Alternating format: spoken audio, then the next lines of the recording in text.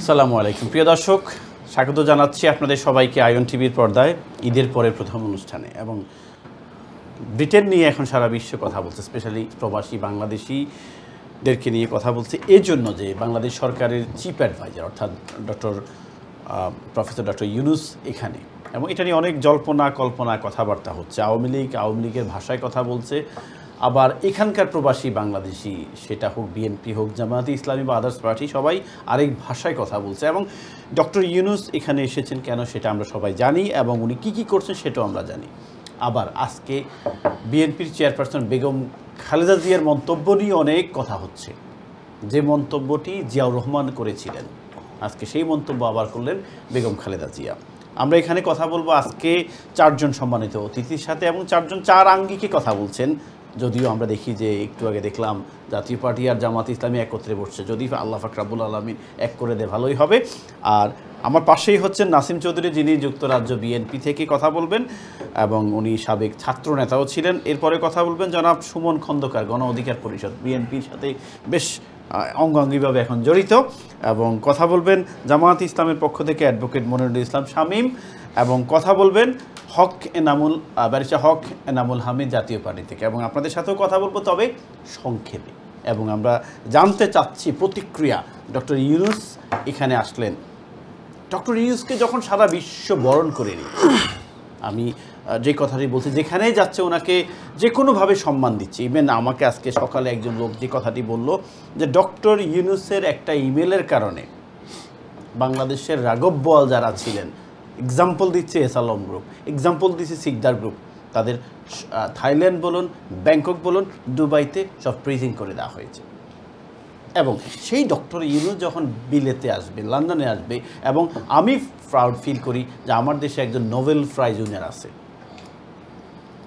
সেই ডক্টর ইউনূসকে যখন আপনারা স্ল্যাং ওয়ার্ড ইউজ করেন, আপনারা উল্টাপাল্টা কথা বলেন, আমার মনে হয় না প্রবাসীরা চুপ করে থাকবে। তার প্রমাণ কিছুটা আজকে আমরা দেখলাম। এবং আমি বিশ্বাস করি ডক্টর ইউনূস কিন্তু ক্ষমতায় থাকার জন্য আসেননি, উনি বাংলাদেশের গণতন্ত্রকে পুনরুজ্জীবিত করার জন্য, পুনরুদ্ধার করার জন্য, এবং বাংলাদেশের মানুষের ভোটের অধিকার প্রতিষ্ঠা করার জন্য আসছেন। এবং উনি সময় মতো একটি সুষ্ঠু, নিরপেক্ষ এবং গ্রহণযোগ্য নির্বাচন দিয়ে উনি বিদায় নেবেন। বাট প্রশ্ন হচ্ছে যে আমরা দেখেছি যে যখন এখানে শেখ হাসিনা আসতো, সেখানে বিএনপি প্রোটেস্ট করত। যখন এখানে বেগম খালেদা জিয়া আসতো, তখন অনেক আগে আওয়ামী লীগ প্রোটেস্ট করেছিল। এটি আমাদের যে প্রবাসীদের যে একটা ব্যক্তিত্ব, সেটি কি উপরে উঠছে নাকি নিচে নেমে পড়লো? স্পেশালি যখন ডক্টর ইউনূসের মতো লোকরে আমরা বলি জুতা পেটা করব, এটা আমাদের জন্য লজ্জাজনক কিনা আপনাদের কাছ থেকে আজকে শুনতে চাচ্ছি। প্রথমে যাচ্ছি নাসিম চৌধুরী, কেমন লাগছে ডক্টর ইউনূস এখানে আসছে? এবং আই বিলিভ উনি বিএনপির ভারপ্রাপ্ত চেয়ারপারসন জনাব তারেক রহমান সাহেবের সাথে মিটিং করবেন, এবং আমরা না, বাংলাদেশের সকল মানুষ অপেক্ষায় আছে সামথিং পজিটিভ। ফারুক সাহেব, ধন্যবাদ আপনাকে। আপনার মাধ্যমে আয়ন টিভির দর্শক মণ্ডলী যারাই দেখছেন, আপনাদের সবাইকে সালাম এবং ধন্যবাদ জানাচ্ছি। পাশাপাশি ঈদ মুবারক। ঈদের পরে তো আবার আজকে বসলাম, তো সবাইকে ঈদ মুবারক। ডক্টর ইউনূস হচ্ছেন একজন নোবেল লরিয়েট, উনি সর্বজন শ্রদ্ধেয় একজন ব্যক্তিত্ব। বাংলাদেশে ওনার মতো একজন ব্যক্তিত্ব আমরা পেয়েছি, আমরা গর্বিত, আমরা ওনাকে সম্মান করি। ইউকে বিএনপি ওনাকে লন্ডনে ওয়েলকাম জানায়। এবং ডক্টর ইউনূস সাহেব এখানে এসেছেন, উনি ওনার যে টিম নিয়ে এসেছেন, এই যে খুনি স্বৈরাচারী হাসিনার দোসররা যারা এখানে রয়েছে, যারা পয়সা লুটপাট করে নিয়ে এসেছে, আমরা বিশ্বাস করি ওনার কূটনৈতিক প্রচেষ্টার মাধ্যমে বাংলাদেশের হাজার হাজার কোটি টাকা চুরি করে নিয়ে এসেছে।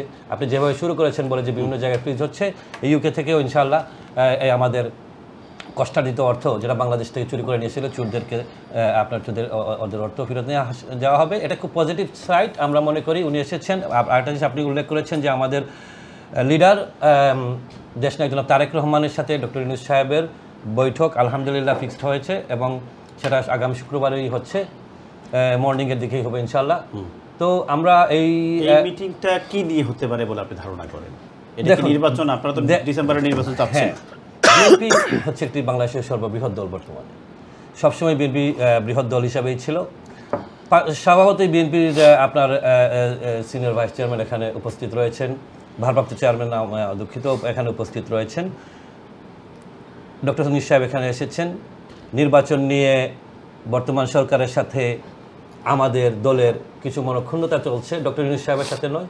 ডক্টর ইউনূস সাহেব হচ্ছেন একজন, আমি আগেই বলেছি, একজন সর্বশ্রেষ্ঠ ব্যক্তিত্ব, কিন্তু রাজনীতিবিদ উনি নন। তার কারণে এই যে উপদেষ্টা মণ্ডলীতে যারা রয়েছে তাদের বিরুদ্ধে, এইখানে দু একজনের বিরুদ্ধে আমরা লিখিতভাবে আমরা জানিয়েছি যাদের বিরুদ্ধে আমাদের অভিযোগ রয়েছে। কারণ আমরা পরে আসবো, নির্বাচনের আলাপে আসবো। সংক্ষেপে আমার প্রথম অবস্থায় আমি যেটা বলতে চাচ্ছি যে আমি আশা করি একটি ফ্রুটফুল সভা হবে আমার নেতার সাথে, আমার লিডারের সাথে, ডক্টর ইউনূস সাহেবের, এবং আমরা অপেক্ষা করি, আমরা দেখি এই মিটিংতে আমাদের আউটকামটা কী আসে। পজিটিভই আসবে ইনশাল্লাহ, আমি বিশ্বাস করি। যেহেতু আমার নেতা, আমার লিডার সবসময় বাংলাদেশের মানুষের জনগণের ভালো নিয়ে উনি চিন্তা করেন। বিগত 17-18 বছর থেকে ওনার কাছ থেকে দেখছি আমরা, ওনার চিন্তা, চেতনা, জ্ঞান, ধারণা সব কিছুতেই আছে বাংলাদেশ। তো বাংলাদেশের পক্ষে যেটা ভালো সেই জিনিস নিয়ে উনি কথা বলবেন, এবং আমি মনে করি ডক্টর ইউনূস সাহেব অত্যন্ত গুড লিসেনার এবং হি is a very good human being. তো উনিও ওনার বক্তব্য শুনবেন, এবং আমরা আশা করি এই সভার মাধ্যমে, এই বৈঠকের মাধ্যমে আমরা ফ্রুটফুল কিছু নিয়ে আসি। তার মানে আপনারা ডক্টর ইউনূসকে ওয়েলকাম করছেন লন্ডনে? অবশ্যই আমরা ওয়েলকাম করি ওনাকে, যুক্তরাজ্য বিএনপি আমরা ওনাকে ওয়েলকাম করি। আমি যাচ্ছি জামায়াত ইসলামী, অ্যাডভোকেট শামীমুল ইসলাম, এটা কি সত্যি কিনা যে দুটো দল শুধু নির্বাচন চাচ্ছে না ডিসেম্বরে, আর সব দল চাচ্ছে? এই দুটো দলের মধ্যে একটি কি জামাত কিনা? ধন্যবাদ প্রিয় ভাই, ধন্যবাদ প্রিয় উপস্থাপক, আমাদের অতিথিবৃন্দ, দর্শকবৃন্দ, ঈদ মোবারক। আমি প্রথমেই দুরুদ সালাম পেশ করছি নবী মুহাম্মদ রাসূলুল্লাহ সাল্লাল্লাহু আলাইহি ওয়াসাল্লাম। যে বিষয়টা আপনি জানতে চেয়েছেন, আমি জামাত ইসলামের পক্ষ থেকে এখানে দলীয় মন্তব্য করবো না, পার্সোনাল মন্তব্য করব যে নির্বাচন আমরা চাই, জামাত ইসলাম নির্বাচন চাই। যেহেতু বাংলাদেশের একমাত্র গণতান্ত্রিক দল জামাত ইসলাম, একমাত্র প্রথম দলীয় গণতন্ত্র চর্চা হয়, ইন্টারনাল গণতন্ত্র, দলীয় গণতন্ত্র চর্চা হয়, সেটা একমাত্র জামাত ইসলামী। ইন্টারনাল দলীয় দলের মধ্যে ইন্টারনাল গণতন্ত্র চর্চা অন্যগুলোতে কেমন হয় আপনারা ভালো করে জানেন। আর ইন্টারনাল গণতন্ত্রের ক্ষেত্রে জামাত ইসলামী একমাত্র দল বাংলাদেশে যে খুব ভালোভাবে এটা অ্যাপ্লাই করার চেষ্টা করে। আর অপরাপর গণতান্ত্রিক দলগুলোকে নিয়ে আমরা জাতীয় নির্বাচনে অংশগ্রহণ করবো, আমরা প্রস্তুত আল্লাহর সাথে। তবে সময়ের ব্যাপারে কিছু কথা আপনারা বলছেন যে আপনারা ডিসেম্বরে চান না। আমরা চাচ্ছি আগামী এপ্রিলের মধ্যে যে নির্বাচন, গভর্নমেন্ট যেটা চাচ্ছে, আমরা চাচ্ছি এটা হোক। এটা আমাদের জন্য ডিসেম্বর চাচ্ছেন না, এত তাড়াহুড়ো দরকার নেই। অনেকগুলো কাজ বাকি আছে। কি কাজ বাকি? সর্বপ্রথম রিফরমেশনের যে কাজটা এখনো 10% হয়নি। ধরেন বিএনপি আসলো না, জামাতও বিএনপি আসলো না, আওয়ামী লীগ আসলো না, এনসিপি আসলো, জামাত সরকার গঠন করলো। 2 মাস আড়াই মাসের জন্য কি আপনি নির্বাচনটা ডিসেম্বর? আমি জাস্ট একটা কথা বলি। ধরুন জামাত ইসলামী সরকার ক্ষমতায় আসলো, ধরুন নির্বাচনে, এখন জামাত কি রিফর্ম করতে পারবে না? আমি মনে করি কোনো রাজনৈতিক দল যদি ক্ষমতায় আসে, ওনাদের রিফরমেশন স্টাইলটা আর একটা নির্দলীয় নিরপেক্ষ কোনো গভর্নমেন্টের রিফরমেশন স্টাইলটা টোটালি ডিফারেন্ট। এই 10 মাসে কি রিফর্ম হয়েছে বলুন? আমি মনে করি মাত্র জাস্ট একটা স্ট্রাকচার তারা দাঁড় করিয়েছে। আমরা যা অনুধাবন করতে পারছি, জাস্ট একটা স্ট্রাকচার তারা দাঁড় করিয়েছে। কি রিফর্মগুলো করবে, ফাউন্ডেশনটা অলরেডি তারা করে ফেলছে। এখন রিফরমেশনের কাজটা শুরু করা দরকার ওয়াইডলি। ফাউন্ডেশনটা ওরা করে ফেলছে অলরেডি। সেটা জামাত বা বিএনপি, না, এটা বিএনপি এবং জামাত যে দলই ক্ষমতা আসে, আমি মনে করি না তারা ওইভাবে করতে পারবে। নিরপেক্ষ কোনো দল যেভাবে পারবে, কেন তারা পারবে না? কারণ দলের একটা প্রীতি থাকবেই। আপনি যতই বলেন এককভাবে বিএনপিও ক্ষমতা আসতে পারবে না, জামাতও ক্ষমতা আসতে পারবে না, আপনি ভালো করে বুঝতেছেন। অবশ্যই আমরা মনে করি যৌথভাবে ক্ষমতার ব্যবহার, আমরা যৌথভাবে সরকার গঠন করবো। এখনো আমরা চিন্তা করতেছি এইভাবে, অথবা এটাই হবে। বিএনপি চিন্তা করছে না, বিএনপি এখন না করতে পারে, টাইমের ব্যবধানে একটা এরা অনুধাবন করতে পারে, মতামত চেঞ্জ হতে পারে, অবশ্যই পরিবর্তন হতে পারে। এটা প্রেক্ষাপটের আলোকে, রাষ্ট্রের প্রেক্ষাপটের আলোকে। আমার প্রশ্ন হলো ডিসেম্বরের নির্বাচনের প্রবলেমটা কোথায়, আমাকে একটু স্পেসিফিকলি বলবেন? অনেকগুলো কাজ এখনো বাকি, যেমন সংস্কার, বিচার, আমাদের মৌলিক দুইটা বিষয় টোটালি বাকি রয়ে গিয়েছে। বিচার এবং সংস্কার। আপনি কি মনে করেন সেটা এপ্রিলের মধ্যে শেষ হবে? যদি ডিসেম্বর না শেষ হয়, এপ্রিলের মধ্যে প্রিলিমিনারি কাজগুলো শেষ হয়ে যাবে বলে আমরা মনে করি। কারণ আপনি জানেন ফৌজদারি বিচার ব্যবস্থা সচরাচর 180 দিন লাগে শেষ হতে, কিন্তু বাংলাদেশের পার্সপেক্টিভ সেটা 180 দিনে কখনোই সম্ভব হয়নি। এখন পর্যন্ত মাত্র কয়টা চার্জশিট জমা দেওয়া হয়েছে? অল্প কয়েকটা। আচ্ছা, ওকে, ফাইন। আমি আপনার সাথে একই। তাহলে আপনি আমাকে বলেন তো, যে এই যে হাসান মাহমুদের মতো রাঘব বল, আপনারা বিচার করবেন, করবেন, এটা করবেন, তা হাসান মাহমুদের মতো রাঘব বলগুলো কিভাবে বের হলো এই সরকারের আমলে? শুনেন, একটা সরকার যখন ক্ষমতায় আসে এটা কোনো আপনি বিচার করবেন তো নির্বাচনের মাধ্যমে যেহেতু এরা ক্ষমতা আসেনি, আর এদের পক্ষে সকল বিষয়গুলো এট এ টাইম আঞ্জাম দেওয়াটা অনেক কঠিন। তারপরে ওনারা অনেক করেছে। আমি আপনাকে সেটা বলি নাই, যে অংশটা পালিয়ে গিয়েছে, না পালিয়ে যায় নাই। আমার কথাটা একটু ক্লিয়ারলি শুনেন। আপনি বিচারের জন্য নির্বাচন পিছাচ্ছেন, বিচার কার্যের জন্য। আপনি সংস্কারের জন্য নির্বাচন পিছাচ্ছেন, ভেরি গুড, অবশ্যই সংস্কার প্রয়োজন, একটা ইউজ টু হওয়া প্রয়োজন। But the my question is Arafat, যাকে মানে যার কথা শুনলে বাংলাদেশের অনেক মানুষের মাথা গরম হয়ে যায়, আমি জানি না কেন আরাফাত, ঠিক আছে আপনারা মনে গরম হয় না জানি না, সেই আরাফাতকে আপনারা বের করে দিয়েছেন। এক, ওবায়দুল কাদের কিভাবে বের হয়েছে তার মুখের স্টেটমেন্টে আমরা শুনেছি। আপনার এখানে সম রেজাউল করিম এখানে আছে, উনি কিভাবে বের হয়েছে? যারা বের হয়েছে, আপনি কোশ্চেনগুলো বের হয়েছে না, বের করে দেওয়া হয়েছে, যারা বের হয়েছে এগুলোর জন্য ওই সংশ্লিষ্ট দায়িত্বশীল ব্যক্তিবর্গ রয়েছেন, তাদেরকে আপনারা প্রশ্ন করতে পারেন। এটার জন্য আপনি বলছেন আমি এই সরকারের কথা, এই সরকার ডক্টর ইউনূস যেখানে আছে আমরা সবাই ডক্টর ইউনূস, আমাদের প্রশ্ন, there is no doubt. But my question হচ্ছে যে সংস্কারের জন্য বা বিচারের জন্য যদি নির্বাচন পেছান, তাহলে আপনি প্রথম বলতেন উনি অপরাধী, হোল্ড, ওনার বিচার করতে হবে, উনি অপরাধী, ওয়েট করো।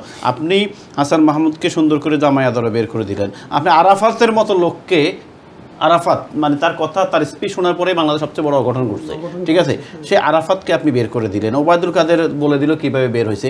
তাহলে আপনি বিচার কার করবেন?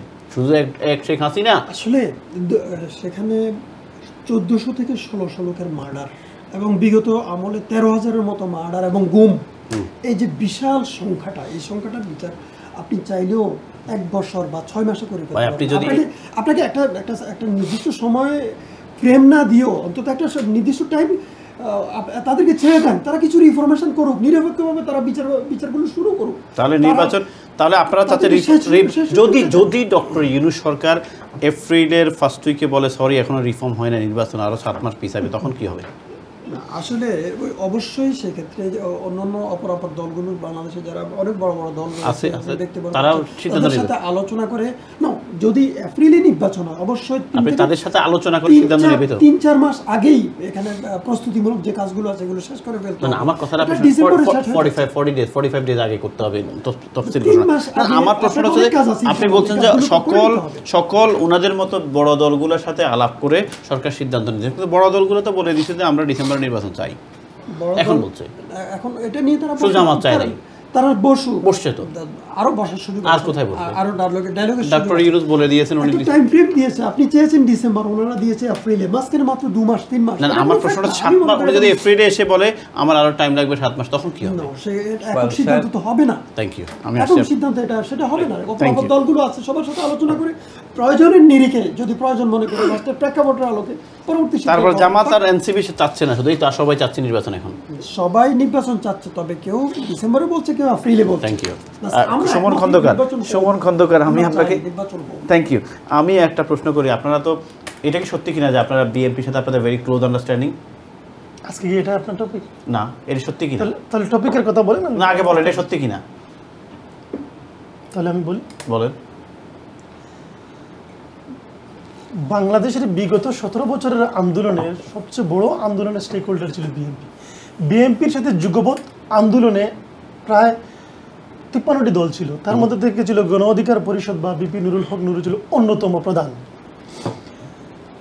বিএনপির পরে যদি বা বিএনপি ওই সময় যে মানুষগুলা কথা বলতে পারতো না, মিডিয়ার সামনে বলুক বা সরাসরি বন্দুকের সামনে দাঁড়িয়ে বলুক, কথা বলতে পারতো না, ওই সময় গণ অধিকার পরিষদ এবং নুরুল হক নুরুর কথা বলেছে। বাংলাদেশের একমাত্র হাত উঠিয়ে বুকে হাত দিয়ে বলতে পারবো অর্গানিক দল হচ্ছে গণ অধিকার পরিষদ।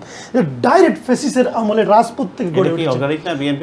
আমি বিএনপি অর্গানিক না সেটা বলতেছি না, বিএনপির প্রেক্ষাপট ভিন্ন ছিল, কিন্তু এই শেখ হাসিনার মতো দত্ত দানব ফেসিসের সময় যারা বড় বড় কথা বলতেছেন, আজকে যারা কথা বলার সুযোগ ছিল না, তখন গণ অধিকার পরিষদ, ছাত্র অধিকার পরিষদ, ঢাকা ভার্সিটির অঙ্গনে কথা বলে দল হয়েছে।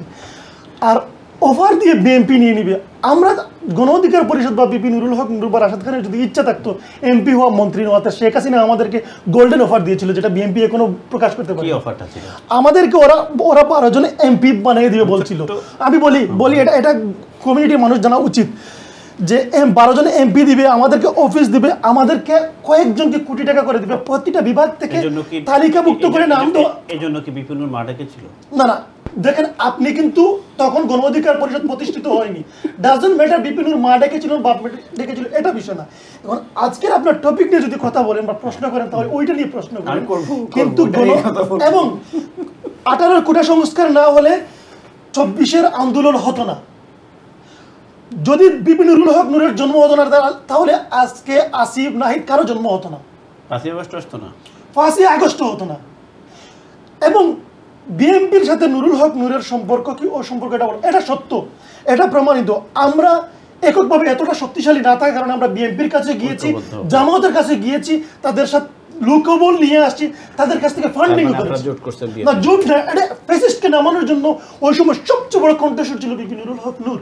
এবং আপনি দেখেন দেখেন আরেকটা জিনিস বলি, আন্দোলনের সময়টাতে 5ই আগস্টের 5 দিন কিন্তু যে 5 দিন নুরুল হক নূর রিমান্ডে ছিল আন্দোলন স্তব্ধ হয়ে গিয়েছিল। ওই সময় আজকের যারা সমন্বয়ক বলছেন তারা তো বলেছিল যে আমরা ডিবির অফিস থেকেই বলুক, যেখান থেকে বলুক যে আমরা আন্দোলন অস্ত্রের মুখে বলছে, তারা বলছে যে আন্দোলন স্থগিত করে দিয়েছে, কিন্তু হাতে হ্যাংকাপ পরা জেল গেটে দাঁড়িয়ে রিমান্ড থেকে বাইর হয়ে যে ছেলেটি বলছে 90% সরকার পড়ে গেছে, 10% ধাক্কা দিলেই পড়ে যাবে, তারপরের দিন থেকে আবার 3 তারিখ থেকে আন্দোলন শুরু হয়ে গেছিল।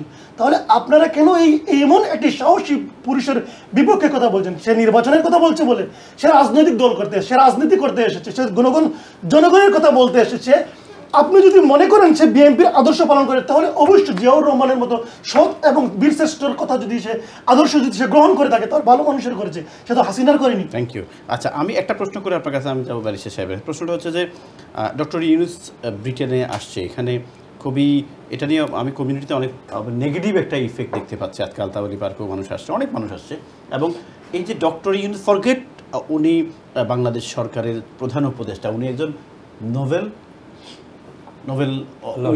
তাই না? তাহলে উনাকে যেভাবে কথা বলা হচ্ছে এটা কি বাংলাদেশকে হেয় করা হচ্ছে না আপনি মনে করেন? এই প্রশ্ন হচ্ছে ফারুক ভাই, বৃক্ষ তোমার নাম কি ফলে পরিচয়। আর আমি যদি আজকে কথা বলি তাহলে অনেক দর্শক তো অনেকেই মনে করবে যদি ডক্টর ইউনূস সাহেবকে নিয়ে যদি আমি মন্তব্য করি বা ওনার প্রতি শ্রদ্ধা সবার যেমন আমারও তেমন, সফট কর্নার তৈরি হয়ে গিয়েছে, আগে হয়তো এতটা ছিল না, এটা সত্য। কারণ উনি এমন একটা সময় দেশের হাল ধরেছে, উনি যদি না হতেন তাহলে হয়তো আমরা পাশবিক শক্তি থেকে হয়তো বা ক্ষতিগ্রস্ত হতাম। একটু সময় দিবেন। কিন্তু উনার 10 মাসের ফল আমরা কি পেয়েছি? আমি বলবো এই আন্দোলনের বিগত 5 বছর ধরে বিভিন্ন টিভি টক শো বিভিন্ন সময় আমরা আন্দোলন করে আসছি কোটা সংস্কার থেকে, এবং আপনার টিভির দর্শক সহায়ন টিভির দর্শক জানে আমি আন্দোলন করেছিলাম। কিন্তু আমি বিদ্রোহী, আমি রণক্লান্ত, কিন্তু আমি ক্লান্ত নই। কারণ হচ্ছে কি 10 মাসে 10 বারের চেয়েও বেশি অধিক সময় ডক্টর ইউনূস সাহেব দেশের বাইরে ছিলেন, বাইরে ছিলেন। উনি গ্লোবাল স্টার, সেটা ভিন্ন কথা।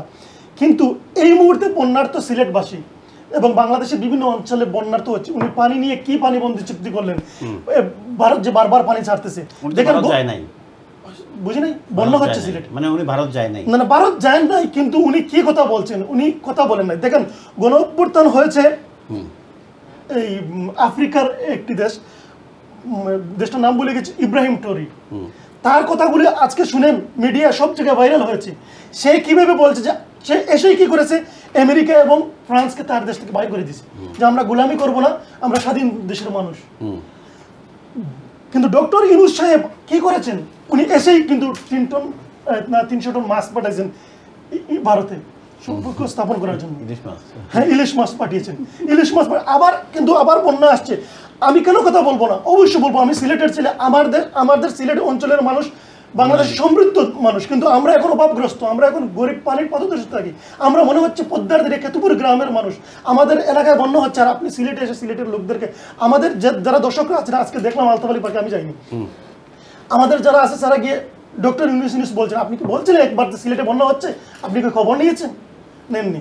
এটা কিন্তু নাসিম ভাইয়ের ক্ষেত্রে ভালো লাগতে পারে, উনি হয়তো ডক্টর ইউনূসকে বেশি দিন দেখেছেন, কিন্তু আমার কাছে ভাই যেটা বাস্তব সেটাই হচ্ছে প্রমাণিত। ধন্যবাদ। আজকে আরেকটা কথা বলি, ডক্টর ইউনূস সংস্কার করেছেন, ওই দল মানেনি। 100টা সংস্কারের মধ্যে ধরে নিলাম 25টা মানেনি, কিন্তু 75টার কি স্ট্রাকচার, অন্ততপক্ষে কঙ্কালের মতো একটা জিনিস তৈরি করা উচিত ছিল।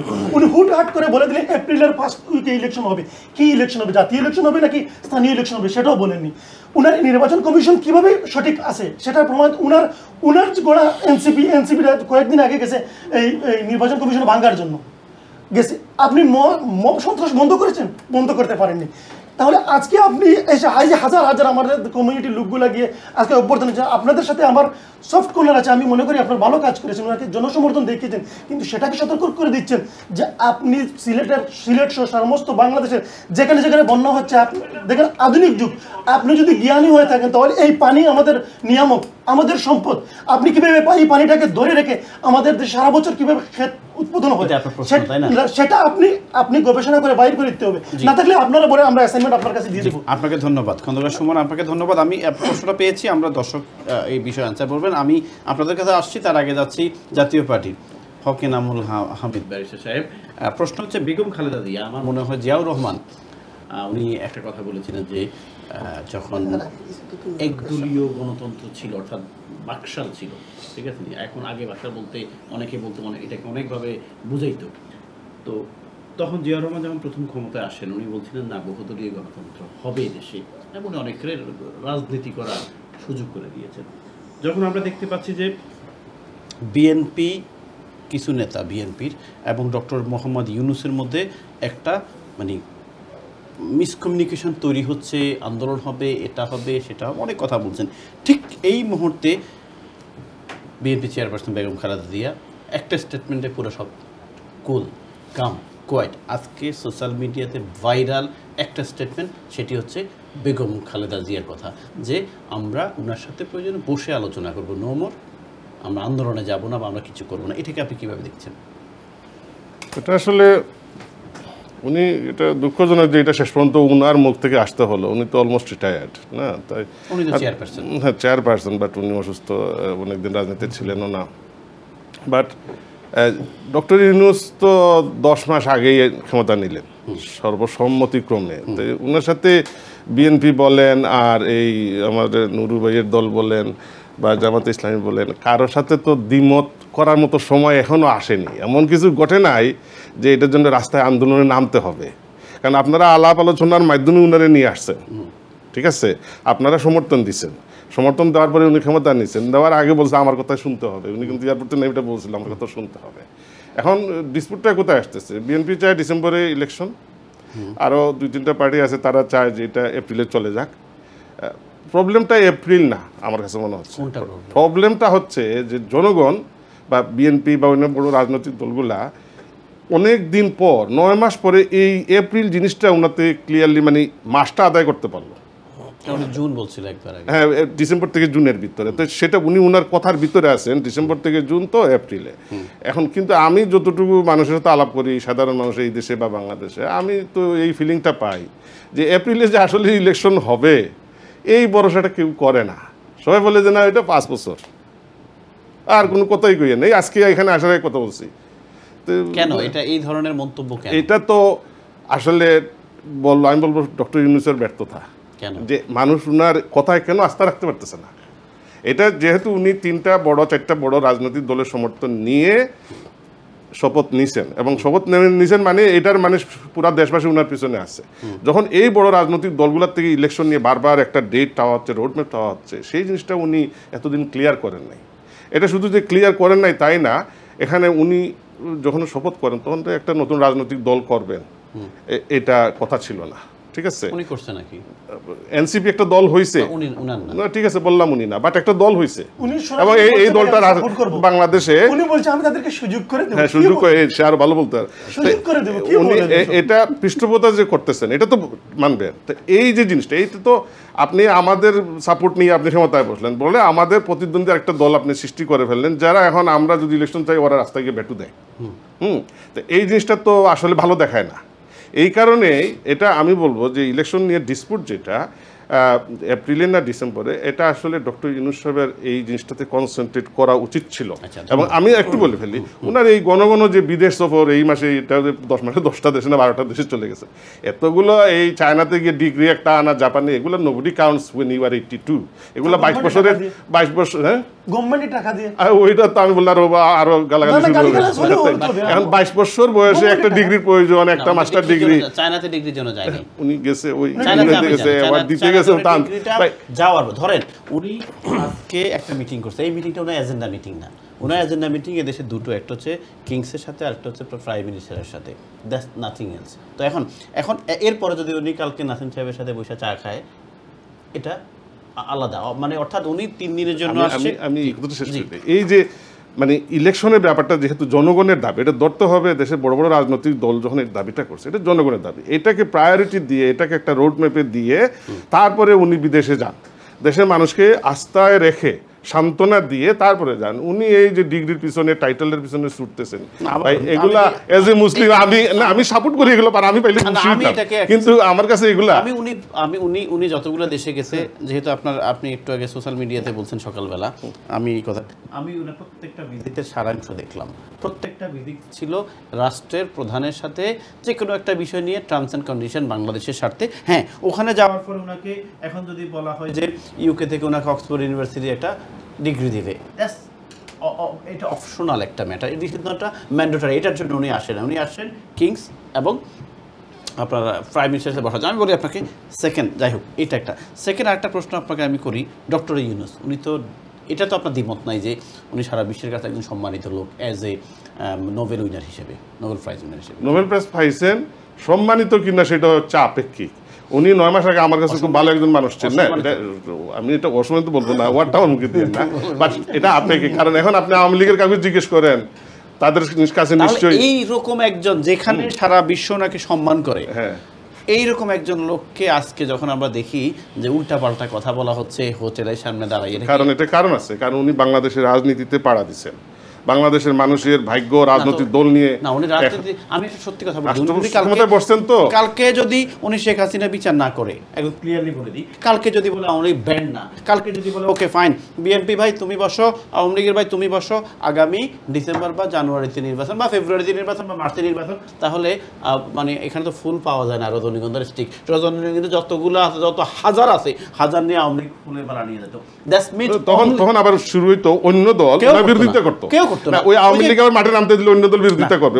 এটা হচ্ছে রাজনীতি করার কারণটা হচ্ছে যে শেখ হাসিনা 16 বছর যেভাবে মানে মানবতাকে ধ্বংস করছে, গণতন্ত্রকে ধ্বংস করছে, আমি এটাই ডিসপুটের বিষয় না, ওইটা এখন প্রতিষ্ঠিত সত্য যে উনি মানবতা বিরোধী অপরাধের সাথে ওনার সরকার জড়িত ছিল, এটা অলমোস্ট এখন প্রতিষ্ঠিত, বাট এটা কোর্টে প্রমাণের বিষয়, ইউএনের মাধ্যমে এখন বিচারের মাধ্যমে। আমি আসছি আপনার কাছে, আমি তার আগে একটু কলারের সাথে কথা বলেছি। কলার, আসসালামু আলাইকুম। কলার, আসসালামু আলাইকুম। যারা কল করবেন প্লিজ 1 নাম্বার আগে টিভি সাউন্ড কমাবেন, দেন আমাদের কাছে আসবেন, আমরা চেষ্টা করবো আপনাদের সাথে কথা বলার জন্য। ভেরি ইম্পর্টেন্ট একটা বিষয় যে ডক্টর ইউনূস এখন লন্ডনে আছেন এবং এই বিষয়ে অনেকের অনেক মন্তব্য পাচ্ছি, বাট আমি আবারও বলি যে ডক্টর ইউনূসকে যখন সারা বিশ্ব সম্মান করে, আমরাও সম্মান করি এবং আমরা বেশি সম্মান করি, বিকজ উনি আমাদের, উনি ভুল যে করুক, শুদ্ধ করুক, বিএনপি বলুক, আওয়ামী লীগ বলুক, জামাত বলুক, বাট ডক্টর ইউনূস একমাত্র ব্যক্তি যিনি বাংলাদেশের সম্মান বয়ে আনছেন। পরবর্তী কলার, আসসালামু আলাইকুম। আসসালামু আলাইকুম।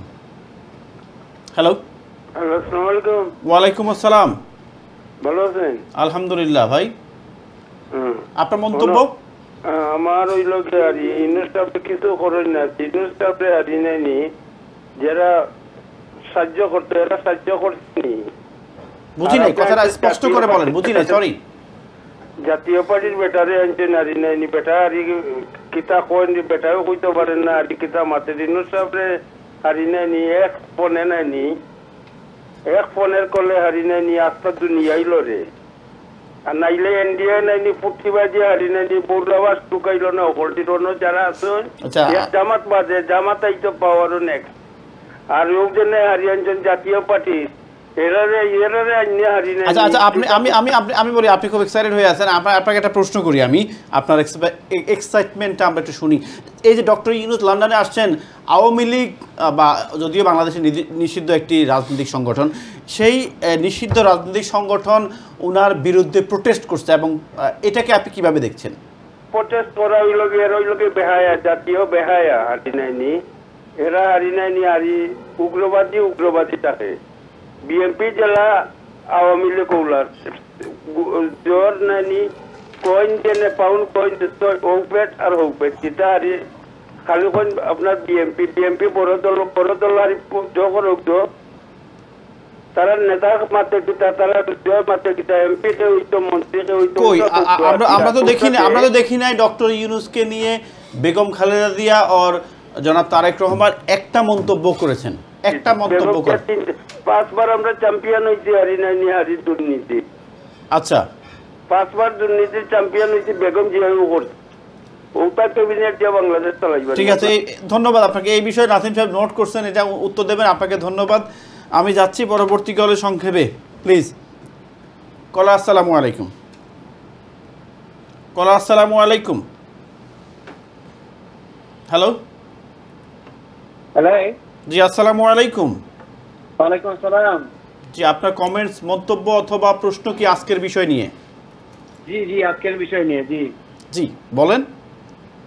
জি আমার প্রশ্ন হচ্ছে, আমাদের আপনার যে প্রেজেন্টারের বামেদি যে ভাই বসছেন, প্রথমে উনি ওনার ফেসবুকে আজকে দেখলাম উনি একটা বক্তব্য রাখছেন, ফেসবুকে বলেছেন যে ডক্টর ইউনূসের নাম নাকি যে হারমোনি অ্যাওয়ার্ড যে ওইটাই নাই।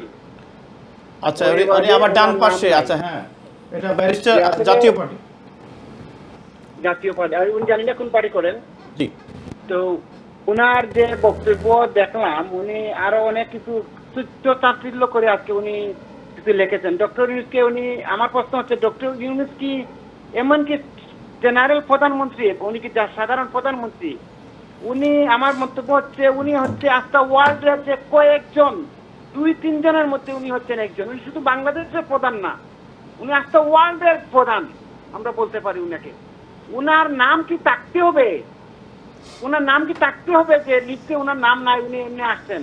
ওনার পরে যদি উনি মন্তব্য করতেন তাহলে ঠিক আছে। উনি যে এত চিন্তা করে বলছেন ডক্টর ইউনূসকে, আসলে আমি মনে হচ্ছে উনি যে স্বৈরাচারের ফেসিবাদের উনি সমর্থক বাংলাদেশ যে 15 বছর স্বৈরাচারের সমর্থক, উনি ওইভাবে উনি কথা বলতেছেন ডক্টর ইউনূসের সাথে। আপনাকে ধন্যবাদ। আপনাকে ধন্যবাদ। আমি জনাব এনামুল হামিদ সাহেবের কাছেই প্রশ্ন রেখে যাব, আসছি একটু পরে, যে আপনি কি আসলে স্বৈরশাসকের সমর্থক কিনা এই বিষয়ে। যাচ্ছি পরবর্তী কলে। আসসালামু আলাইকুম। সালামু আলাইকুম। আসসালামু আলাইকুম। ওয়ালাইকুম আসসালাম। ভাই আজকে ইউনূস ভাই ভেরি গুড। আমি হাইপার পার্ক যেটা দেখলাম, ফেলেকার এইসব বিচারার বিরুদ্ধে এত শব্দ, তারপরে আরোটা জিনিস very very interesting, really interesting. Tower Hamlet কয়েকজন বাঙালি ইউনূস সাহেবের ফটো লইয়া আটরা, অথচ এরা টাওয়ার হামলেটের community leader, like a orphan child. ওদের ডিমান্ড হলো, আমি বাবাকে বলবো আমাকে সিলেট প্রাইজ দাও, ভোটের অধিকার দাও। আর উনি আসছে এমআরএতে, ওইটা তো ভালো দেখায় না ভাই। উনি বিমানকে ইনসাল্ট করেছে according to my believe. Thank you. এটা আমি কোয়েশ্চেন রেখে গেলাম জামাতের ভাইয়ের কাছে, উনি আমিরাতে আসছেন, ওয়াই নট বিমান। যাই হোক, যাচ্ছি পরবর্তী কলে। আসসালামু আলাইকুম। আসসালামু আলাইকুম। কলা আসসালামু আলাইকুম। টিভি সাউন্ড একটু কমান প্লিজ। টিভি স্যার একটু কমান। হ্যালো, আসসালামু আলাইকুম। জি আসসালামু আলাইকুম। আপনি টিভি ফলো করছেন? টিভি সাউন্ড একটু কমান প্লিজ। আপনার মন্তব্য কি আজকের বিষয় নিয়ে? আজকের বিষয় নিয়ে আমার মন্তব্য হচ্ছে, আপনাকে বলছেন যে নির্বাচন করা ডিসেম্বরের নাকি এপ্রিলে। জি, তো আমি একটা কথা বলতে চাই, এখানে এপ্রিলে তো নির্বাচন বাংলাদেশের অতীতে হয়েছে কিনা, মানে এটা আমাদের জানা নাই। আমি সরি, আমি আপনার কথা ক্লিয়ার বুঝতে পারছি না, একটু নয়েজ হচ্ছে। আমি আসবো আপনার কাছে, তার আগে আমি একটু, যারা লাইনে বসে আছেন আপনারা একটু থাকুন। আমি বিএনপির অনেক কোয়েশ্চেন চলে আসছে এবং আমি নাসিম চৌধুরী আপনার কাছে যাচ্ছিলাম, সো মেনি কোয়েশ্চেন। এর মধ্যে একটা কোয়েশ্চেন হচ্ছে যে ডক্টর ইউনুসকে নিয়ে উনি যে প্রশ্ন করছেন সিলেটে বন্যা হচ্ছে কেন ডক্টর, আমি জানি না ডক্টর ইউনুস এটা কী করতে পারেন, বিকজ উনি এখনও ইন্ডিয়ার সাথে করেন। আমি আসবো আপনার কাছে। আমার প্রশ্নটা হচ্ছে যে আমাদের আজকের সাবজেক্টটা হচ্ছে যে নির্বাচন ডিসেম্বর অর এপ্রিল, এবং আমাদের ব্যারিস্টার সাহেব, জাতীয় পার্টি ব্যারিস্টার সাহেব বলছেন যে নির্বাচন 5 বছরও হবে না। ফারুক সাহেব দেখুন, আমি শুরুই করেছিলাম যে ডক্টর ইউনুস সাহেব অ্যাজ এন ইন্ডিভিজুয়াল আমরা ওনাকে রেসপেক্টও করি, দেশও ওনাকে রেসপেক্ট করে, এবং লন্ডনে আমরা ওনাকে ওয়েলকাম জানাই। দেখুন উনি, আমি বলি যে উনি রাজনীতি যদি আগে করতেন তাহলে ওনার কথার মধ্যে অনেক ধরনের যে বিপরীতমুখী কথা আসে সেটা আসতো না। যেমন উনি জাপানে গেলেন, জাপানে গিয়ে উনি বললেন যে একটা দল ছাড়া আর কোনো দল ডিসেম্বর ইলেকশন চাচ্ছে না। তো ওনার তো এটা খেয়াল করা উচিত ছিল যে যেই একটা দলের কথা উনি বলছেন, এই দলের যে আমাদের যে জোটগুলা রয়েছে এরা কি রাজনৈতিক দল নয়? তো এরা যদি বিএনপি যদি বলে ডিসেম্বর ইলেকশন চাই, এরাও বলে ডিসেম্বর ইলেকশন। এখন বাম জোট হতে পারে, ইসলামিক কিছু দল রয়েছে, তারা রয়েছে। তো একটি দল বলে এটা তো সত্যের লাভ অপলাভ, কিন্তু ডক্টর ইউনুস সাহেবের কাছে কি আমরা এটা আশা করতে পারি না। কিন্তু ওই যে বললাম রাজনৈতিক কথা বলার যে একটা প্র্যাকটিস এটা ওনার মধ্যে নেই, যার কারণে ওনার এটা একটা because he is not a politician, that's why we forgive and forget, হ্যাঁ উই মুভ অন। আমার কথা হচ্ছে উনি আসলেন, আসার পরে উনি সব রাজনৈতিক দলকে নিয়ে বসলেন। 26টা দলের মধ্যে 23টা দল বলল আমরা ডিসেম্বরের মধ্যে ইলেকশন চাই। একটা দল বলল যারা জামায়াত ইসলাম এবং আপনার এনসিপি না, জামায়াত ইসলাম আর আরেকটা মনে কি বলে গণ অধিকারী নাকি না আরেকটা দল বলছে গণ অধিকার না, 2টা দল বলছে যে ডিসেম্বরে না হয়েও যদি জানুয়ারি ফেব্রুয়ারিতে হয় তাহলেও আমাদের আপত্তি নেই। আর এনসিপি শুধু বলেছে যে ইলেকশন হবে না, গণভোট হবে। হ্যাঁ, তো এই বাচ্চারা কালকে রাজনীতি শুরু করেছে। বাংলাদেশের রাজনীতি আপনি দেখেন, ডক্টর ইউনুস সাহেব তারপরে এটা পরে কী করলেন, ঈদের দিন উনি ঘোষণা দিলেন যে এপ্রিলে ইলেকশন।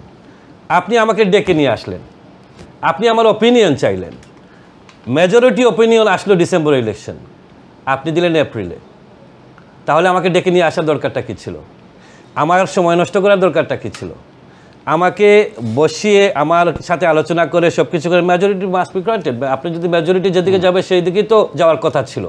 কিন্তু কথা হচ্ছে উনি সামহাও, এই জন্য আমরা বিএনপি বারবার আমরা বলে আসছি যে উনি somehow biased with the student politicians. হ্যাঁ, তো ওনারা ইলেকশন চায় নাই, তাই উনি এপ্রিলে দেখেন, এপ্রিলে ইলেকশন দেওয়ার মধ্যে অনেক আপনারা বলতে পারেন, যেমন জামাতের ভাই বললেন যে ডিসেম্বর আর এপ্রিল পার্থক্যটা কি? পার্থক্য হচ্ছে আপনার পাহাড় সমান। হ্যাঁ, কারণ কি দেখেন, বাংলাদেশের মানুষ 17 বছর থেকে নির্বাচন বিমুখ। বাংলাদেশের নির্বাচনটি হচ্ছে আনন্দ ঘন একটা পরিবেশে নির্বাচন হয়। ডিসেম্বর হচ্ছে সবচেয়ে সুন্দর সময়, যেই সময় আপনি বাংলাদেশ সবচেয়ে নির্বাচন হয়। এপ্রিলে আপনার বন্যা, বৃষ্টি, আপনার এগুলো তো আছেই। এটা বললাম আপনার বৈরী আবহাওয়ার কথা। এপ্রিলে আবার জিসিএসসি পরীক্ষাও না, কেউ যে আপনার এই আরেকটা ম্যাট্রিক পরীক্ষা। তারপরে হচ্ছে আপনার দেখুন মার্চে রোজা, সিয়াম সাধনার মাস। তো রমজান মাসে এখন আমি যদি মনে করেন যে আমার দলের যেই ইলেকশন করবেন তার জন্য যদি আমি রমজান মাসে আমি আবাদতি করব না আমি মাঠে ক্যাম্পেইন করব, তো এইগুলাকে কি খেয়াল রাখতে হবে না? আর আপনি যখন এপ্রিলেই দিলেন ইলেকশন, ডিসেম্বরে দিলে অসুবিধাটা কোথায় ছিল? হ্যাঁ, এখন বলতে পারেন যে না আমরা রিফর্ম। দেখুন উনি আসার পর থেকে অদ্যাবধি কতদিন হলো? পুরো 10 মাস। 10 মাসের মধ্যে 10টি রিফর্ম হয়েছে? 10টি রিফর্ম হয় নাই। রিফর্ম যে হাতে নেওয়া হয়েছে 2-4 বার আলী রিয়াজ সাহেব সবাইকে নিয়ে বসেছেন, আলোচনা করেছেন, এতটুকুর মধ্যেই শেষ। রিফর্মের কোনো ফিরিস্তি দেওয়া হয়েছে যে না আমরা এইভাবে করব? অথবা উনি বললেন যে আমি এপ্রিলে করব, উনি কি বলবেন না যে না সবাই বলেছেন আপনারা ডিসেম্বরে করতে ইলেকশন, কিন্তু এই কারণে আমি এপ্রিলে করছি, কারণ এই থেকে এই পর্যন্ত আমি এই সংস্কারগুলো করব। যে সংস্কার 10 মাসে আপনি করতে পারেন নাই, সেই সংস্কার আপনি ডিসেম্বর থেকে এপ্রিলে আপনার মধ্যে কি এমন কাজ করে যেটার জন্য আপনি কেন উনি স্পেসিফিক এপ্রিল চাচ্ছে আপনি বলতে পারবেন? কেন উনি স্পেসিফিক এপ্রিল চাচ্ছে আমি বলতে পারবো। ব্যাপার হচ্ছে কি জানেন, বিএনপি বলেছে আপনার ডিসেম্বরে, হ্যাঁ, এনসিপি বলেছে, উনি বলেছিলেন জুলাই, তার মানে এনসিপিও বলেছিল জুলাই।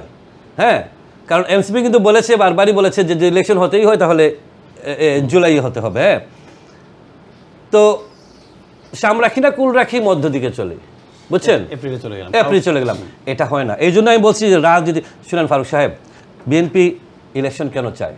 আমরা এই তো টকশোতে আসলেই এই দর্শকবৃন্দরা বলেন বিএনপি ইলেকশনের জন্য পাগল হয়ে যাচ্ছে। বিএনপি কখনোই ইলেকশন চায় না। বিএনপি প্রথম থেকে বলে আসছে ইলেকশনের রোড ম্যাপ দেন। আপনি বলুন যে কখন আপনি ইলেকশন করবেন, তখন আমরা বলবো কোনটা আমাদের পছন্দ কোনটা নয়।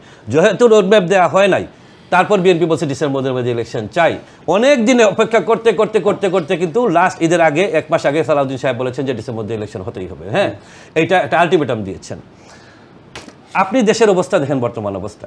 আমি বর্তমান ইন্টারিম গভর্নমেন্টকে আমরা কখনোই, কারণ আমরা ওন করি তাদেরকে।